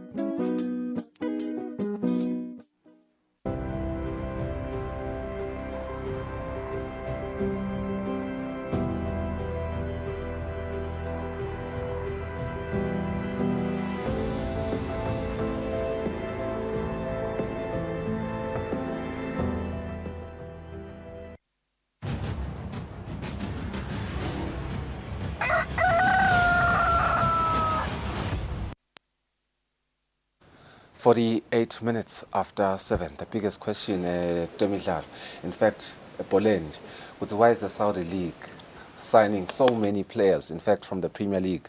My Premier League stars, Bonilege Karim Benzema, following Real Madrid to Al Ittihad at the end of the season. Ganzini, Arsenal's Thomas Partey and Manchester City's Bernardo Silva have been heavily linked with the move in recent weeks. The trend underlines the league's ambition to be one of the top 5 in the world and follows a decision in June by Saudi Arabia's Public Investment Fund, which owns Newcastle United, to take over 4 leading clubs in the country. Kunebadlali ke lesibabona konyalo laba kunzaba mlonye nje ekusena nabo kungahle baye lapha Demarai Gray from Everton, Hakim Ziyech loya labamfuna ku Al Hilal na Koulibaly naye bamfuna ku Al Hilal. Kanti ke Kante bheke ukuthi ayelapha ecenjini la Benzema na Ruben Neves. Master sibusela omhlekuseni na iSaudi phocha bonke badlali kanti ke lokukhathatha abantu kakhulu ukuthi abakhona ukuyibukela le bhola lapho mamona ukuthi Sifiso ngikuthoba ngivusele malwel viewers. Ngicabanga ukuthi Sifiso inaka ya Cristiano Ronaldo about a year ago khona eSaudi Arabia washo ukuthi le league itabang one of my best in the next 5-6 years, but nakubukakala ngase ngeke kube 5-6 years ngase kutabang 3 na ubuka le ndlela abadlali abahamba ngayo labadlali ababalako nje bam unveilile Koulibaly, it's official Koulibaly usayiniwe and nawubuka kuyakhathata ke njengoba usho kuyakhathata leminyaka labadlali besicabanga ukuthi eSaudi Arabia utokuya so ngale kwabo 35-36 Koulibaly una 31 and uyakhumbula ukuthi Koulibaly bekumnyaka wakhe yokuqala kuChelsea aqhamuka kuNapoli and le mali labamthenga ngayo kuNapoli bamthenga nga 80 million waya kuChelsea kodwa nyalo eSaudi Arabia bamthenge around 24 million pounds, so ungabona ukuthi iChelsea iluze kanganani kuKoulibaly. Ngicabanga ukuthi akugabi ngendlela ladlala ngayo, but so njoba ngisho ukuthi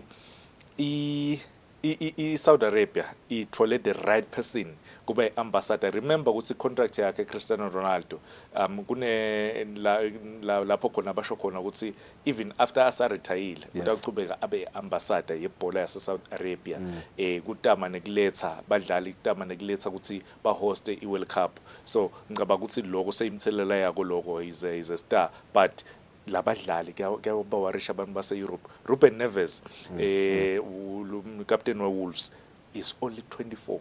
Only 24. Ufuna the same team lefuna Koulibaly, by the way. Yes, lesayina Koulibaly. We are with the same team. So uyabona ukuthi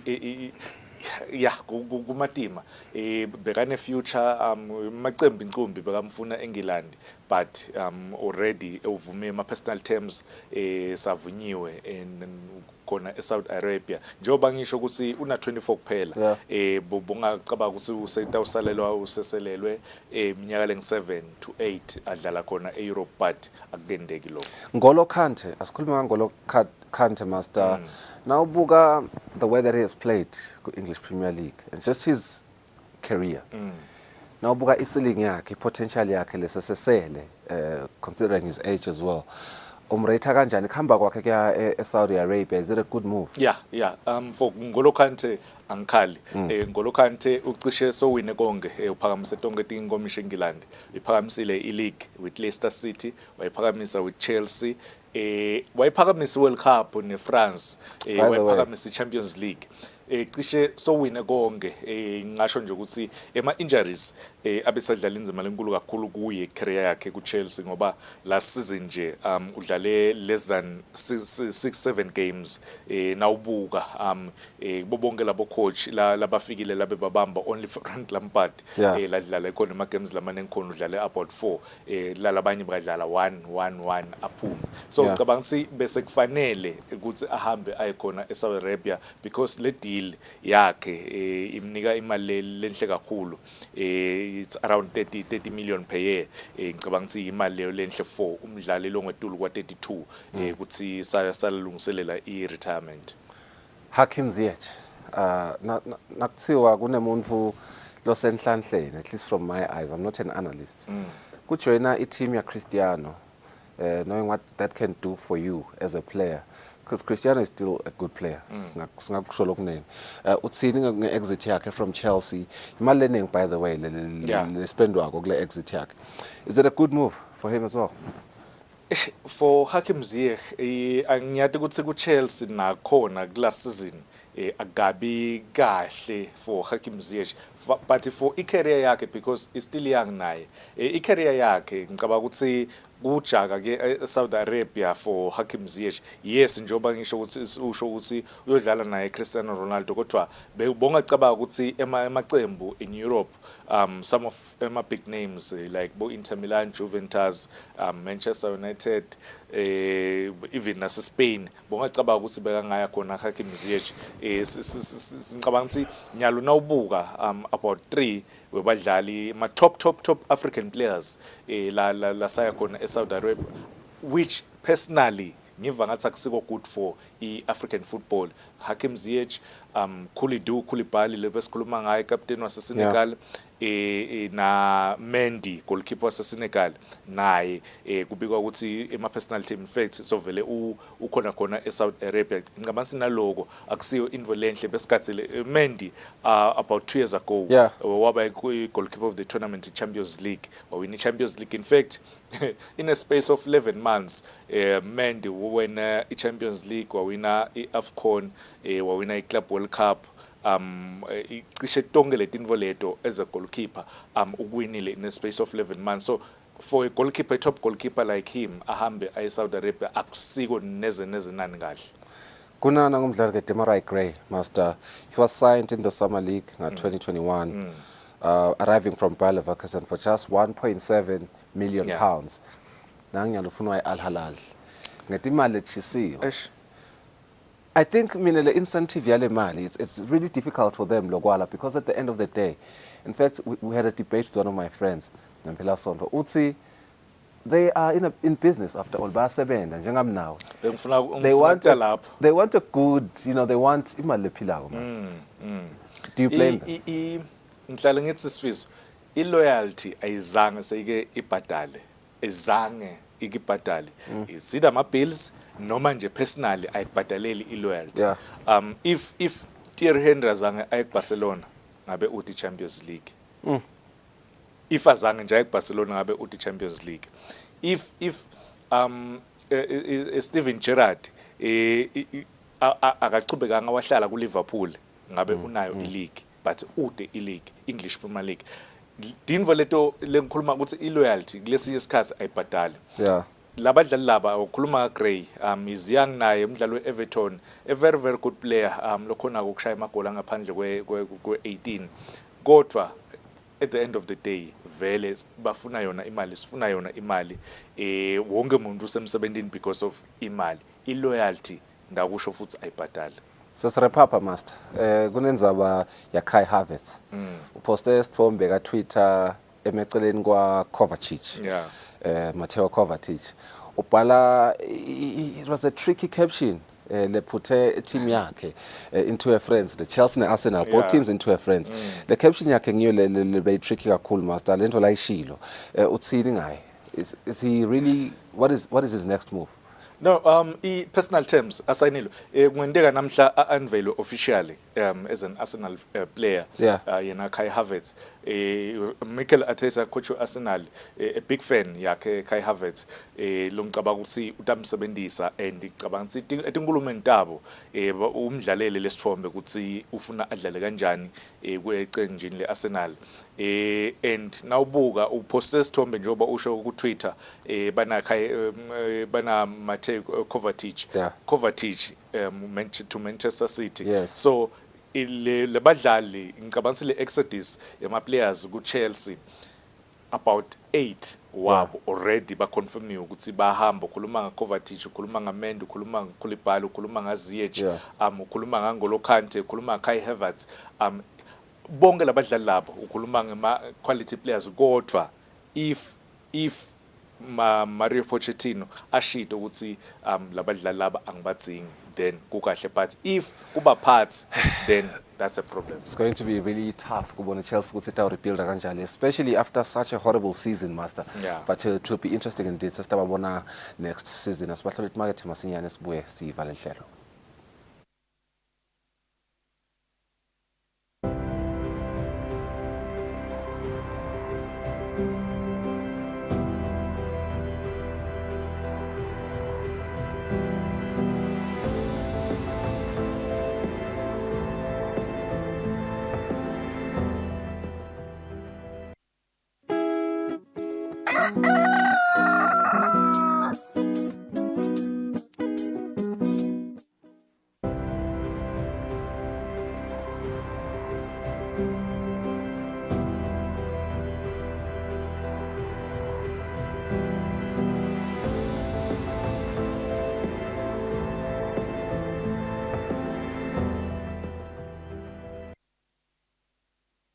All right, Mguel, it's 1 minute before 8 o'clock. So, speak my petty and the full on flight. Thank you so much for joining us. It's a mountain. I'm going to